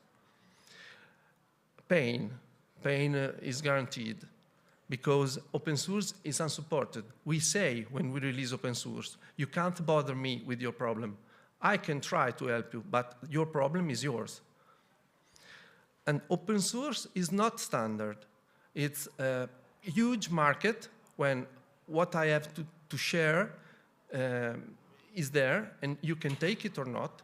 I can take yours, but together we can make something that does not exist. An example I make, if I made pizza and he does logistics, we can make pizza at home, which is different from every singular aspect of the job. And starting with what I said before, when you have in your head the idea that it's not the value of what you have in front, but it's the sum of what we can do together that makes the job, that makes support, then you have a different point of view. Also, if you analyze open source by himself, only in the source code, open source has no value. It's there, it's free. This is the mindset people has.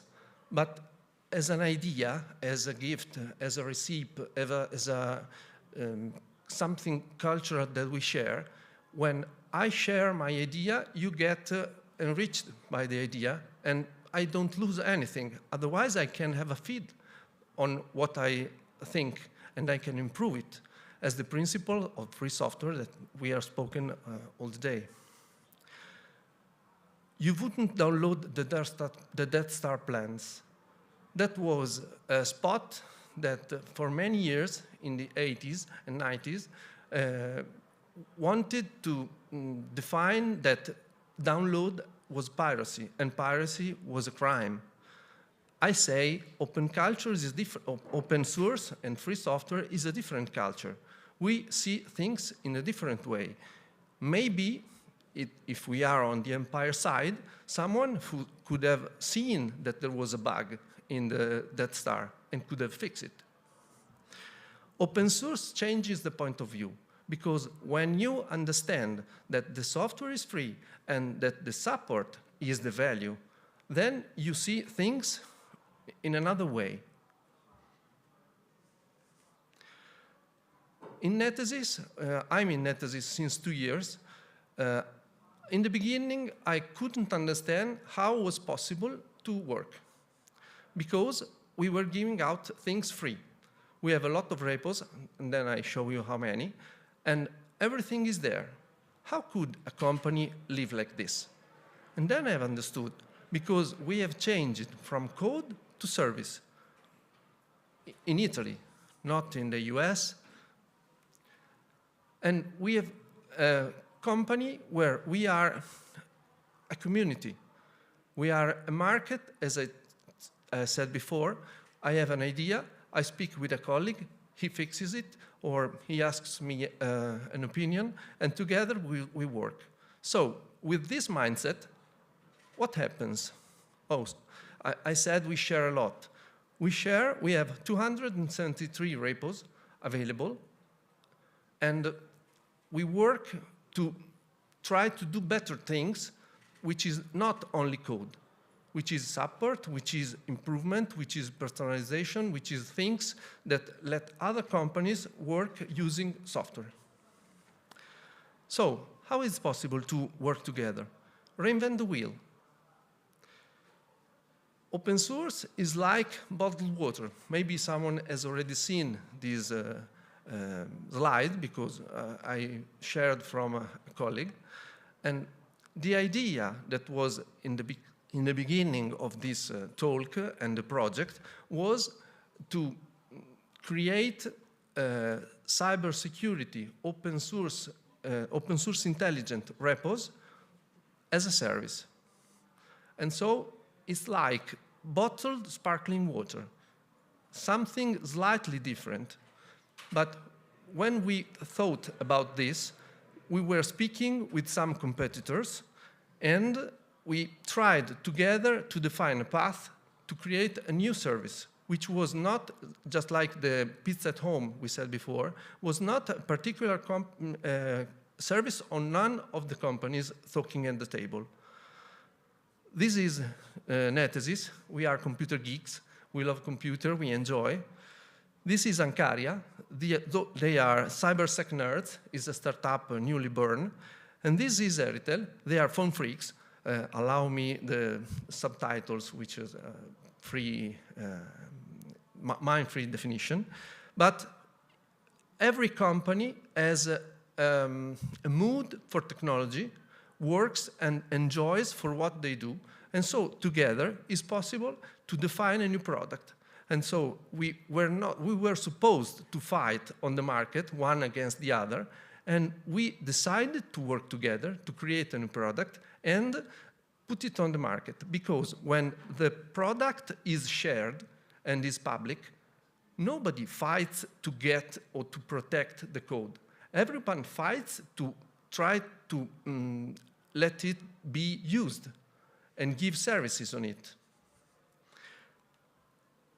What's the plan? So the plan is plan a report. It's like a joke, but it's that.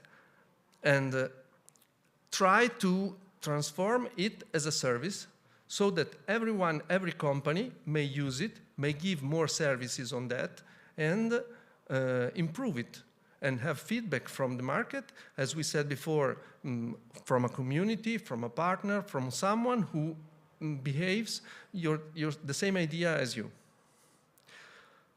When you have to carry the group project, what to do? Sometimes you have to give a shock.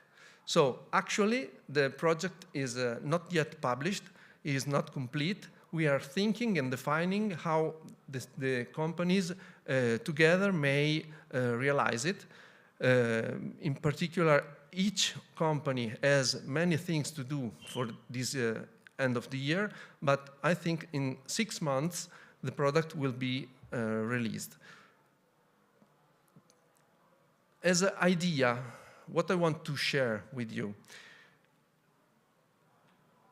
By now, we have 3 companies which are potentially competitors in the market that decided together to create a new product. Why? And because there were roots common to the companies and was clear and transparent the objective. It was not to steal or to fight one against the other, but it was to enrich the portfolio of each company with new services born from the company's idea. Which mistakes and lessons? Well, we are lucky because we don't need this project to survive. Obviously, it's a Plan B project, but in the meantime, we started to work intercompany projects.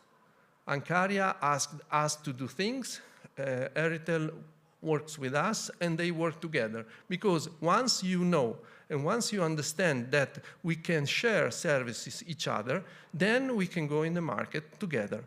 And this is a strength, just like the mindset of the freelancer that puts in the market his idea and finds who may help him or her to complete the job. That's it. I hope to provocate some reflection in your idea and look at your competitors in a different way.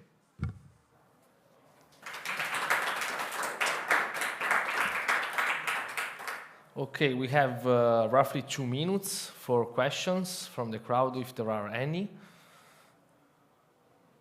Otherwise, I would like to thank Nicola for the talk. And the next one is at 16:40 with Giulio Semig. And so, see you in a bit. Thank you very much.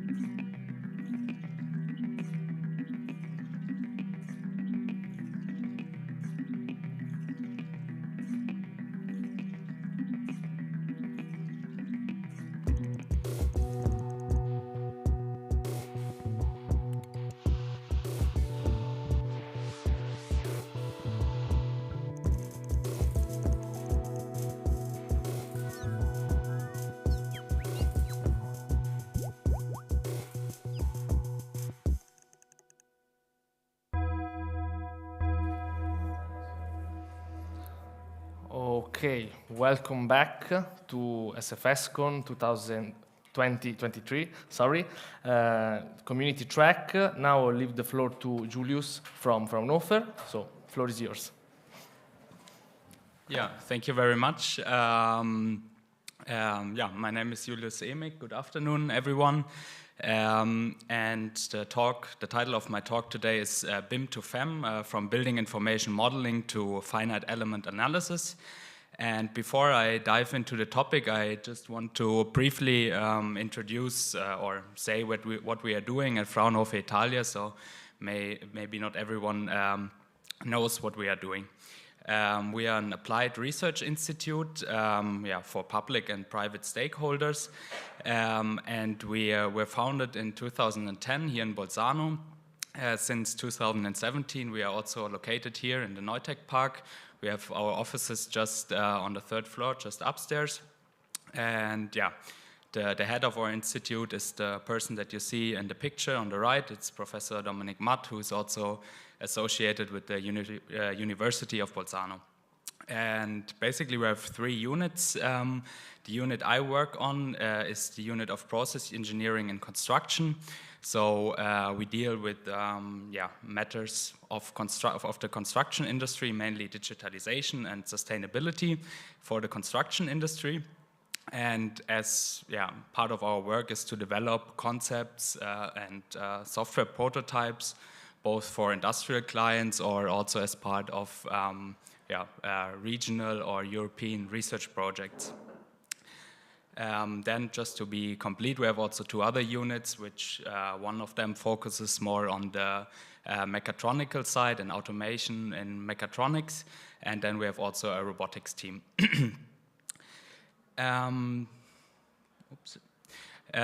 So let's come to the actual topic, BIM to FEM.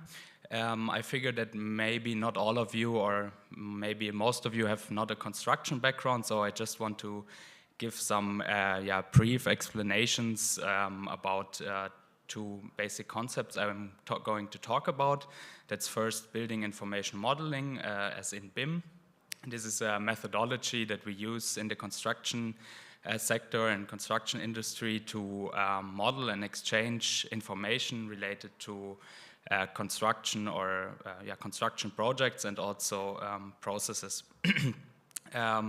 They're really important is that we have a standardized open format, the IFC format, which is used also widely to exchange information related to construction processes or models of or digital building models.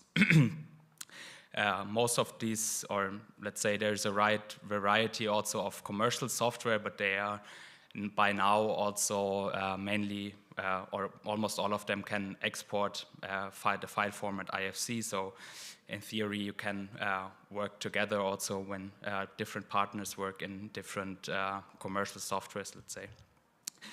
In the picture on the right, you just see for visualization purposes some typical visualization of such a BIM model with the 3D representation, and then on the right also with the model structure where all the different objects from the model are listed and with their associated attributes and metadata. The second term is finite element method, as in FEM.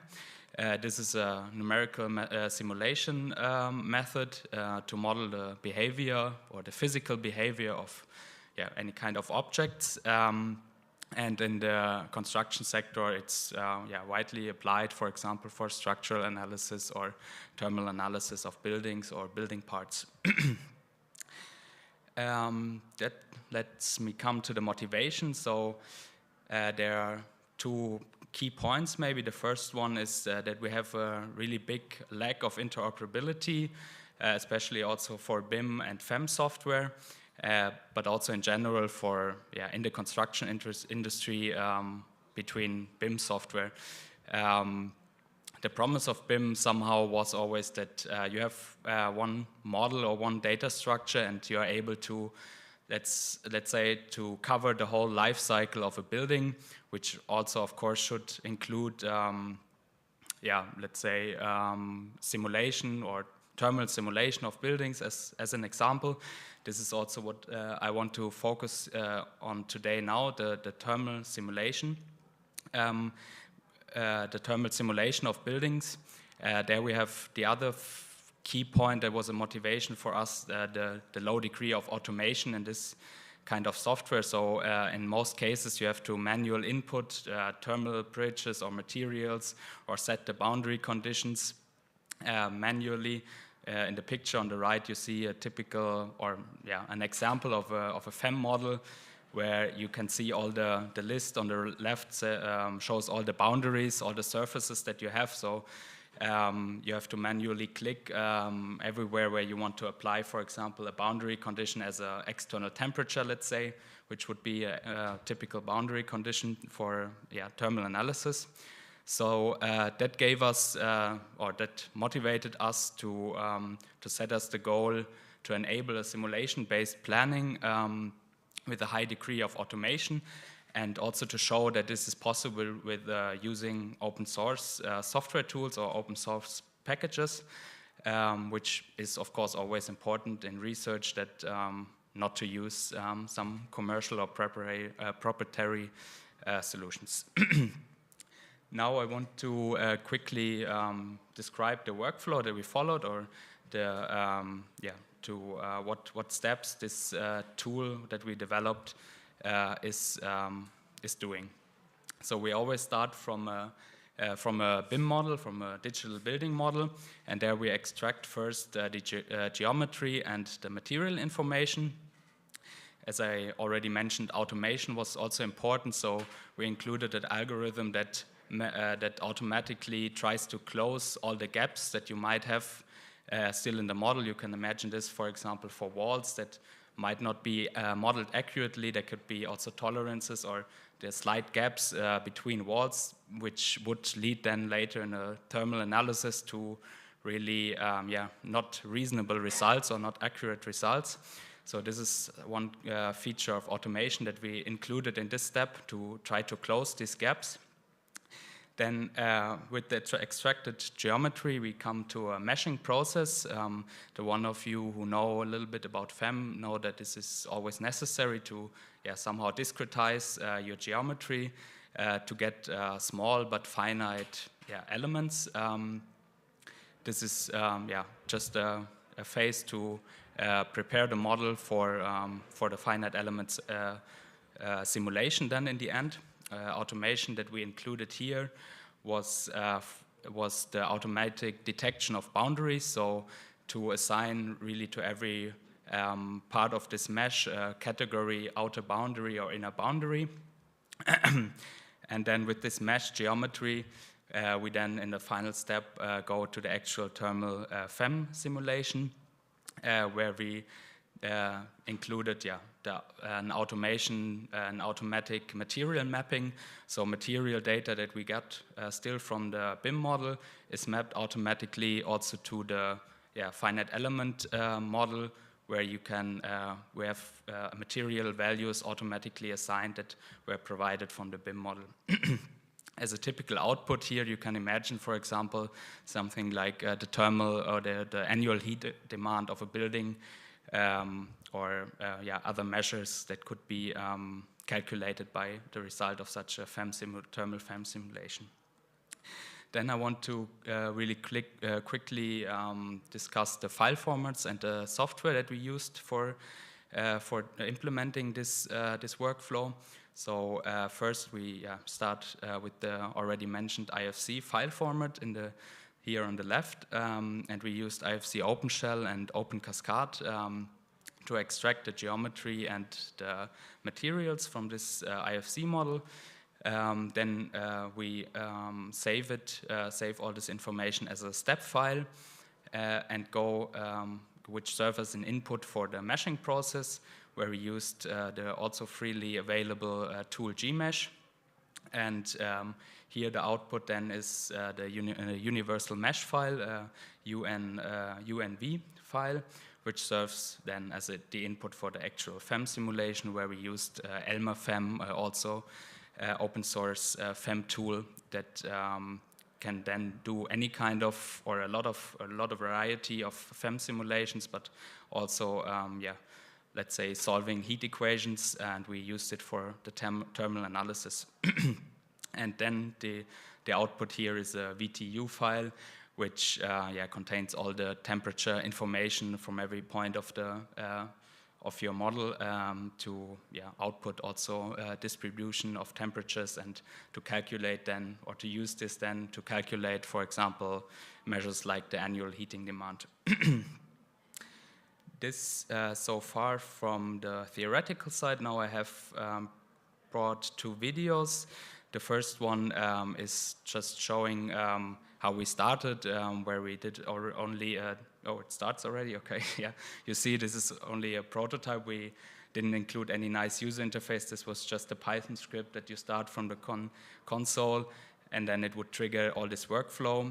We would start here with a 2D simulation, so you see there a cut through the model and extract a floor plan or a cross-section of the model to run then 2-dimensional thermal analysis. Here you see this mesh, this generated mesh, then the discretized version of our model.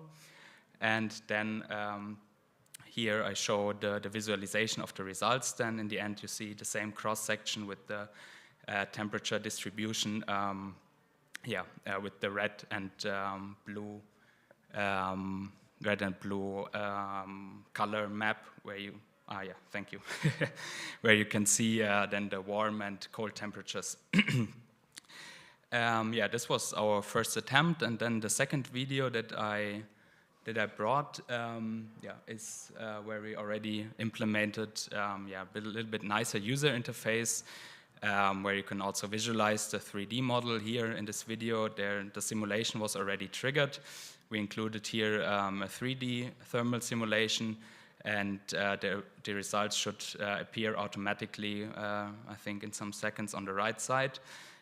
Here also in the background, all these processes that I mentioned earlier are running in the background, and like the boundary assignment and the material assignment.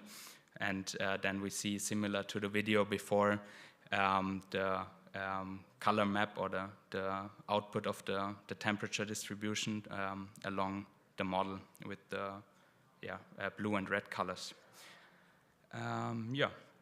So the video still goes on.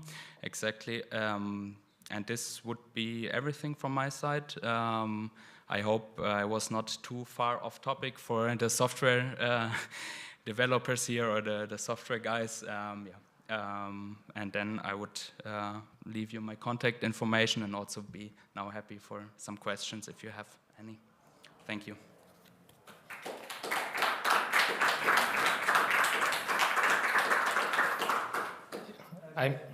There is a question, okay? The FEM model is used only for temperature simulation, or can be used also for acoustic simulations, or? The microphone. We use it now only for the thermal simulation, but basically the limitation is due to the FEM software, Elma FEM, that we use, and there's really a wide variety of simulations that you can do. I have to be honest, I'm not aware of all the other capabilities of Elma FEM, but acoustic simulation, I think, is also something that Elma FEM is capable of. Thank you. Okay. I'm also not familiar with this kind of simulations, and I was wondering what's the computational effort needed to run these FM simulations. So if you use GPUs or some, I don't know, cloud services or something. What you saw in the video, the first one with the 2D simulation, I have to say it was in double speed.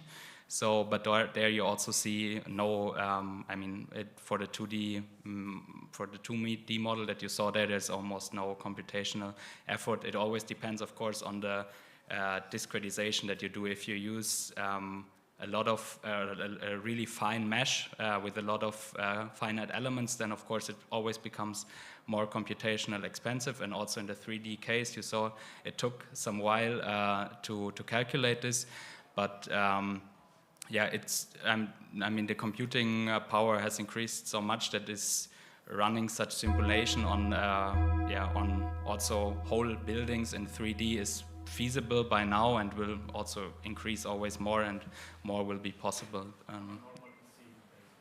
Sorry? Yeah. This videos were on our server, but we developed everything on laptops actually, so this is quite powerful already now. This software. Yeah. Okay, thank you. Thank you very much. We will be back at 5 o'clock.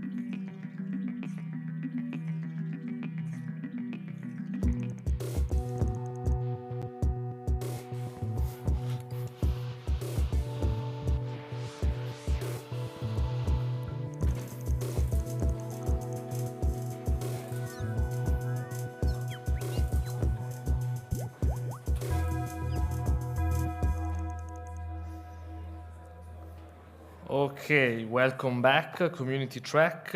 Without further ado, I will leave the floor to Andrea. The floor is yours. Thanks a lot.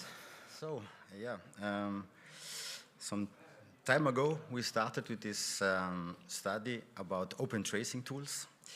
And this is me together with two colleagues from the University of Oulu, Sergio and Valentina. And we were looking into these open tracing tools. Maybe I start immediately. Okay. First, I quickly explain a bit the idea, what is tracing or what do we mean about that. Maybe you probably have noticed that since some years, this buzzword microservices is all around, and developing applications in form of microservices is still a hype and still interesting for many companies or many or teams. And the big problem is, if you develop an application, basically as many different applications, you have the problem of logging. So if something doesn't work, it's not that easy to find out. So you know that you have a bug, you see that something is not working, but it's hard to understand, okay, where is this problem? Is it caused because some wrong data was passed to another service, or is it processed wrongly in another service? And so these are typical things you can answer with logging.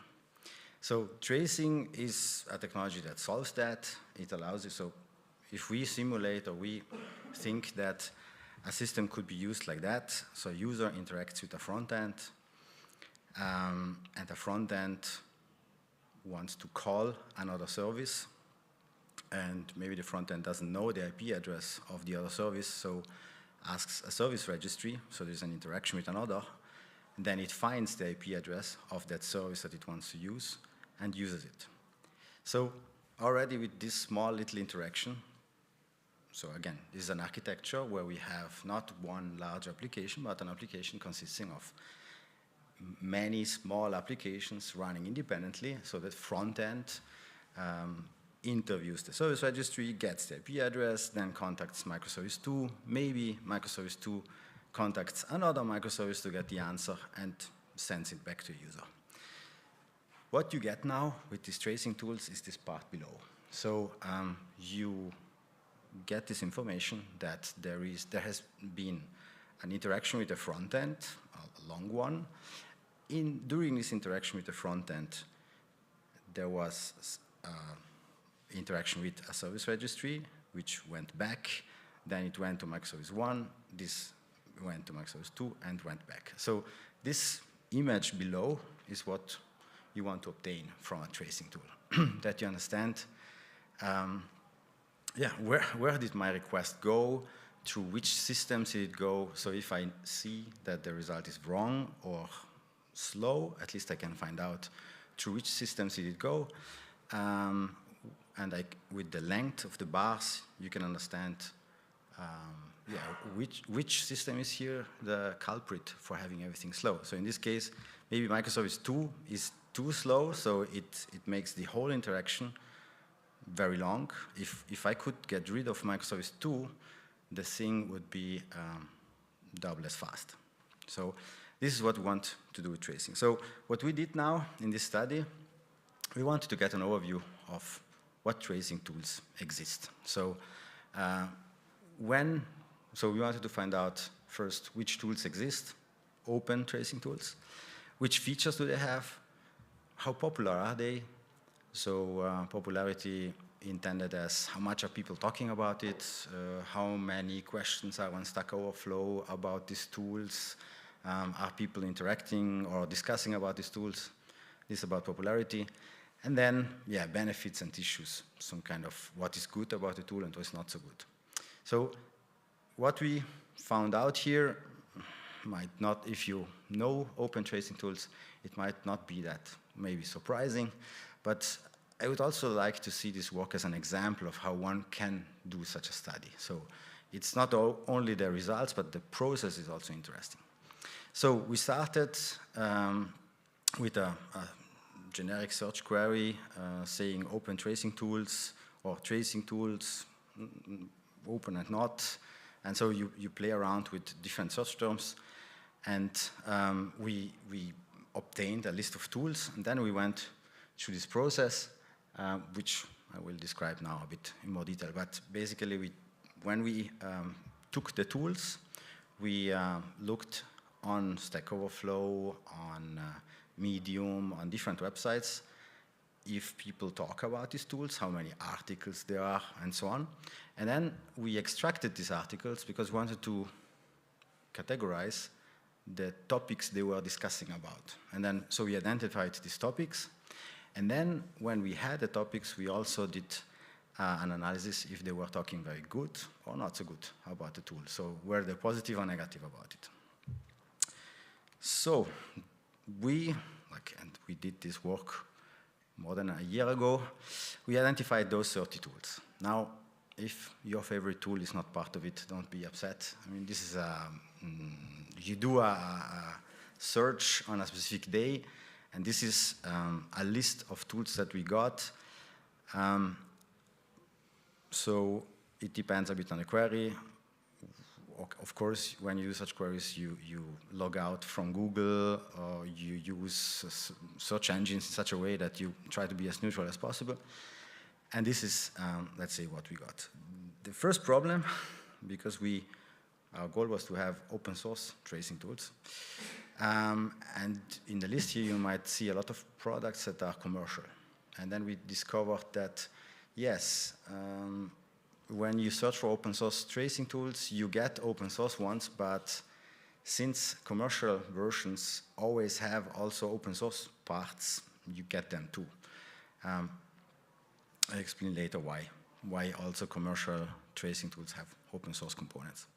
So when we went through these tools, so I started with the idea that I would like to have a generic overview how these 30 tools work. So the next diagram is very imprecise, but it tries to give a general architecture that we found in all the tools. So again, this is a tool that wants to log how people interact with different services. So usually there is always either a library that you have to add to your software, or there is no library because you can send HTTP requests to some agent, so some other tools you have to run this agent that helps you to collect the data that you are logging. So first, you have to get the data out of the application, which is through a library or an agent, or some tools have both. Then you need to send it to your server, or you have to send it, sometimes this component is called transport. So you send it to a component that is that takes the data out of the application as fast as possible, because you don't want to slow down. If you're logging a lot of stuff, you don't want to slow down the application, so the transport takes the data and then sends it to another component that collects the data, stores it in a database, and so on. So the first part, different components have different architectures, but more or less you find this in them. Then, once you have it in a database, most of the tools that we analyzed stop, like they don't support you much further.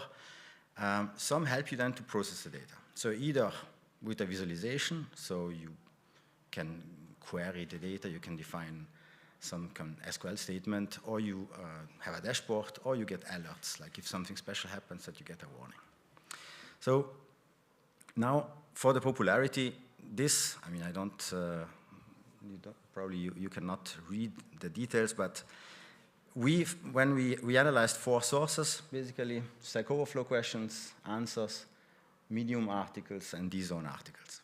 So what these sources talk or say about this tool. So we see that there are definitely tools where people discuss a lot about. So the first, I don't know, Sentry, New Relic, Datadog, OpenTelemetry, there are a lot of, let's say, products where there is a lot of discussion. There are some where people are not talking a lot about, which are on the lower part. So this would be the first warning signal, I would say, if you want to choose a tool. well, if you have a tool where that nobody discusses, at least you know, okay, it's not that popular. So either it's very new, or people don't use it. So that would be a first suggestion on how to select a tool. The next thing that we did is to take these articles and try to find topics. So this is what my colleague Sergio did, so I cannot answer every question here, but what we did is first we found words that are used often together. And you get this with this topic analysis algorithm. So, for example, the first group would be words that are often used together, the second, the third, and so on. The topic on the first column is something that we assigned to it manually, because the tools give you groups of words, and they say, okay, I found topic 1, 2, 3, 4, 5. The tool cannot say, I don't know, that trace, source, code, follow, what could be a term that describes these words that often occur together? What could be a term that could describe this? This we did manually. So we went through these keywords and we assigned a topic to these words. Like this is a human step that you have to do. Once you do this, it's kind of easier because then you can group these words and you can see, okay, there are a lot of articles or posts that discuss about usability in app dynamics, or there seem to be a lot of people that discuss deployment for New Relic. So this can be another criteria that one could use. Okay, we don't know yet if they talk good things or bad things about this topic, but at least this was the first step to identify topics. The next was then more interesting with these sentiment analysis tools. They basically they have words and know which words or word groups let's say belong to something positive or negative, and then you can assign that and you can sum this up. And here you see, for example, that, I don't know, haystack, there is a little bit more negative, or New Relic, more negative that people say about those tools. And I don't know, App Dynamics and Splunk is something where people are a bit more positive. It's more interesting then to see in which topic do we find this positiveness or negativeness. And here, yeah, we can see for different, there are now much fewer tools because we didn't find for every tool articles, and we could not analyze for every tool positive or negative aspects. So you have much fewer tools that remain here. And okay, the paper, which you, if you are interested, you can have a look at, explains, okay, for which criteria, which tool is maybe good, maybe not so good. I want to say one more thing. So at the end, if we go back to the list of tools, now why we all had to count them as open source. Also a closed source tool, it might have a closed source server, but the measuring component, I understand it's most of the time open source, so you can add it to your application and you don't have to worry about licensing issues or something else. So you can use the component of, I don't know, let's take App Dynamics is a commercial application where you can trace. If you use an App Dynamics library, of course your application can remain as it is and you can use it as you want, but for a server you pay. Based on my personal experience, so if you would ask me what tool should I try or should I look at, Jaeger is a very interesting open source tool that collects the data as I showed on the first slide. So yeah, I would like to conclude with that. If you are interested in these tracing tools, and if you want to have a more thorough analysis on how this works, the paper is online and is open, so you don't have to pay for that. But if you ask me personally, with what should I start? Install Jaeger and try it out. Thanks.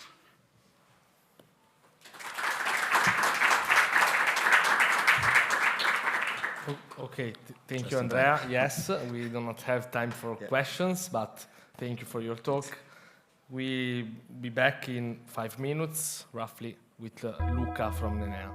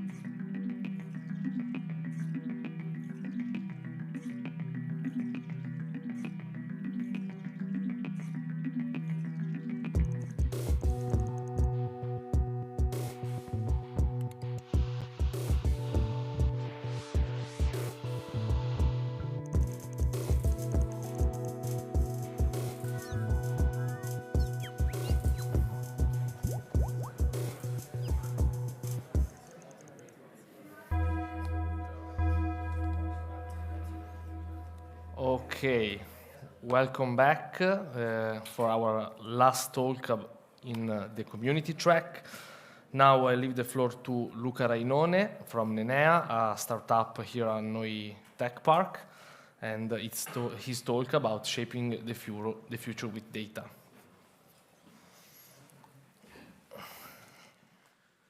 Okay, thank you, and hello everybody. Thanks to be still here after 5 p.m. My name is Luca Rainone, and I'm a CTO of Nenea, a company located here at Noi Startup. Just to give you a context, Nenea wants to digitize the food industry. We started with an app, a mobile app that allows you to order on the table of the restaurant directly, order and pay directly here. If you think it's easy, I would invite you to make a tour on our IT department or join on our company. Why data is the topic? Data now is the most common words that I heard around here, almost 2,000, 3,000 of times. And I would like to figure out why we are hearing this word so many times. Nowadays, data seems easy to fetch, easy to collect, easy to parse. We are hard disks that can store terabytes of data. We have services, tools, new algorithms that can scrape and parse and extract all the information from the data. In this slide, the keyword is not data. It's not easy. In this slide, the keyword is SIM. So I need to do a little premise because we need to pay attention of which question we make to our data. And I can give you an example. Today, what's the one most important tool based on big data that everybody knows now, and is most another buzzword that we hear is, ChatGPT today is the most powerful tool that based on big data. So we try to make the wrong question to the ChatGPT.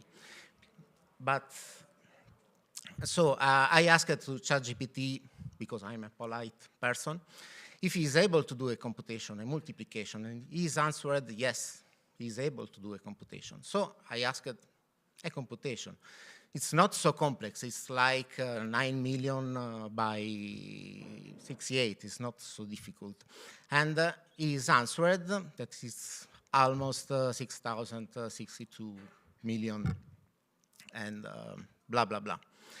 It seems reasonable, but the computation is basically wrong.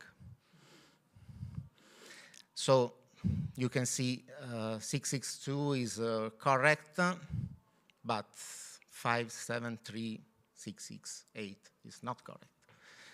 But okay, the tool is based on 300 billion of tokens and is created by the most talented engineers in the world, because behind ChatGPT there is OpenAI and there is Microsoft and so on. So what's wrong?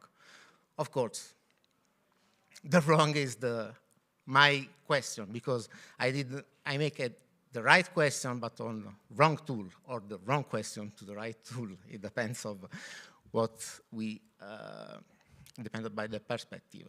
So it's important, it's the quality of data, the quantity of data doesn't always matter. Sometimes we need also to double check our data in order to improve the quality of data. I'm here in order to also to share our experience at Nenea for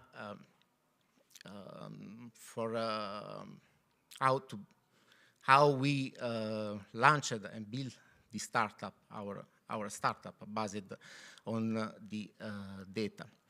But I think that we want also to pay attention, and things that we did is also to pay attention also on the data quality, but also on the data ethics. Because behind the data there are people, and people have its dignity. Behind every person has the right of his privacy. So it's important to pay attention of the data ethic, even if something of that is covered by the law, but something still not. And we don't want to build a business on top of, let's say, a hole in the legislation. So it's important for us, it has been important to don't be evil, just to make a quote. I can give you an example. In this case, we decided to don't store the allergens information of the user. We ask the allergens of the users, but we don't store them in our system because for us is not, for now it doesn't give the quality, the value of our app, but it can improve the experience of the user, warning them for some ordering dish with some allergen. So,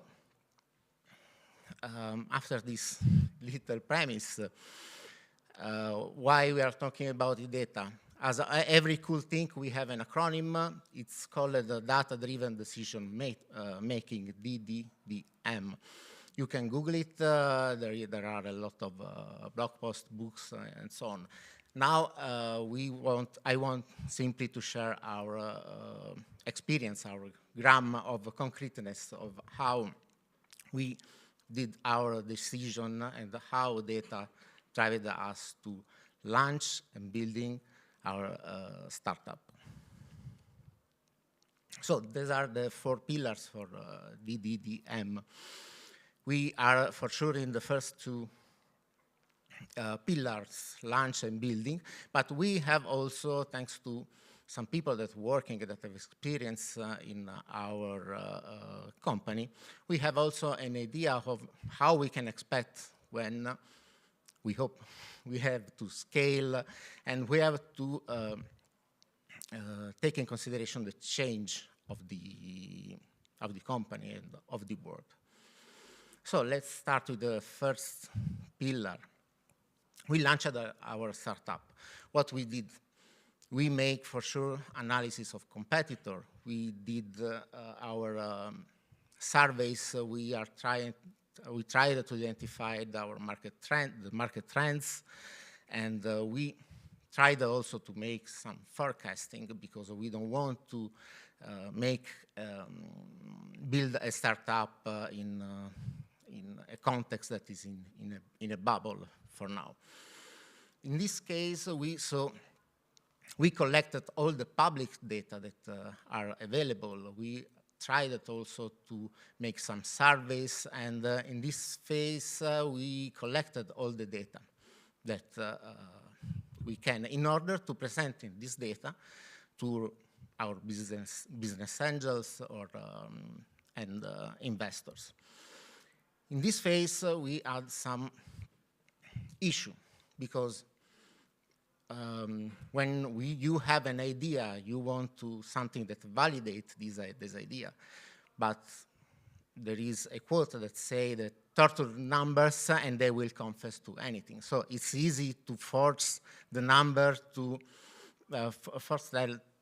tell that we are right, and this must be avoided because business, you can fool yourself, but you cannot fool your investors or business angels. And they ask about data. If there is something that they learned, they ask everything. They made a lot of questions, and you have to master your data. So it's important to have clarity of your data, the right interpretation without your bias, and convince people to build your startup. Now also in this phase, this is the most funny phase because now we are collecting data that comes from our app in this case. So there are totally new data that we can analyze. So we are taking data from pilot customers, and we are trying if our idea is really good. as expected. In this case, it's easy to receive a lot of feedback, a lot of feature requests. And again, a dozen of features. In this case, it's important that the approach that we have. It's important to don't make every features, but analyzing the impact that the feature has on our app. So the feature makes sense only if it adds a value to our app, because in the future, a feature that doesn't take any value, it will be the thing that we call technical debt. So feature, and we are developing in order to enhance the customer experience and maximizing sales satisfaction, and trying to find something to optimize and solve the problem of our customers. In the first pillar, we have the data that we have to present to business angel. In this phase, we are presenting data to our partners. We do this with weekly reports, and we are identifying trends and KPI. We can have dozen and dozen of KPIs, but we need to focus on few KPIs to monitoring. And talking about KPI, we can have the OKRs. That's an interesting study of McDonald's, case study of McDonald's, that how McDonald's take the information from the data. If it's easy to understand that the behavior of the customers could change based on the restaurant location, restaurant traffic, it's less reasonable that the behavior of customers change based on the weather. This is an interesting information that we can extract from the data. We cannot say anything, we cannot say many things for the scale, because maybe I hope in the next year we can we can tell you something, but we have at least cleared the idea of what we have to plan in order to be prepared to scale our company. So always market research, and identifying in advance trends, and all of this, of course, inside looking at the data. We cannot predict the future, but we know that the world in 3-4 years will be different. But we cannot predict the future, but what can we do now? We can start to collect data of high quality data, because in order to identify the trends in 3 years, we need to have the historical data. So it is a good thing to do now to still collect data, high quality data. Oops. And what we are doing now, we have some target. We want to increase the tips for the waiter, for we call the analogic waiters, because we still love analogic waiters. We are doing A/B tests that are running right now, so we are not solution that we can show you, but I hope in the next year we can share some information. Another thing is, of course, the personalization of suggestion based on historical data. Here we have some problem. We identified some problem because in the app that people use, sometimes they use for order alone, sometimes they use it for order with a group. So we don't want to assume that one person are taking 4 coffee for the morning, as he did maybe another day. So it's important in this case to identify the issue and make the right interpretation of the data. We have some tools that we use. We use Kibana, Elasticsearch, we use Excel. Just one note for Elasticsearch, we use the last version compatible with the Apache license. And yes, we have some some data of an unknown restaurant here there is, you can see that something happens, that is the croissant pistachio. I'm finished. Croissant pistachio that is it seems best, it is better than the croissant cream, with the cream. But these numbers are so few, we need to double check. As an engineer and as a CTO, I have to double check this information. So I went to the restaurant, to the bar, and yes, I can say that is actually better than croissant to pistachio. The restaurant is unknown, I don't want to make ad, but okay. If you want, I can tell you in private.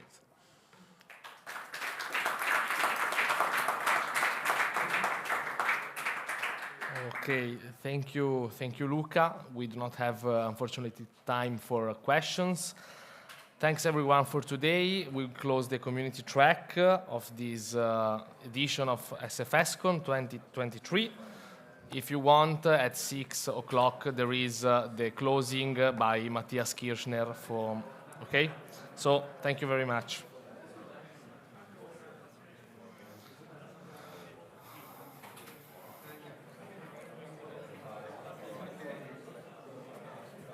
Basta, noi abbiamo finito.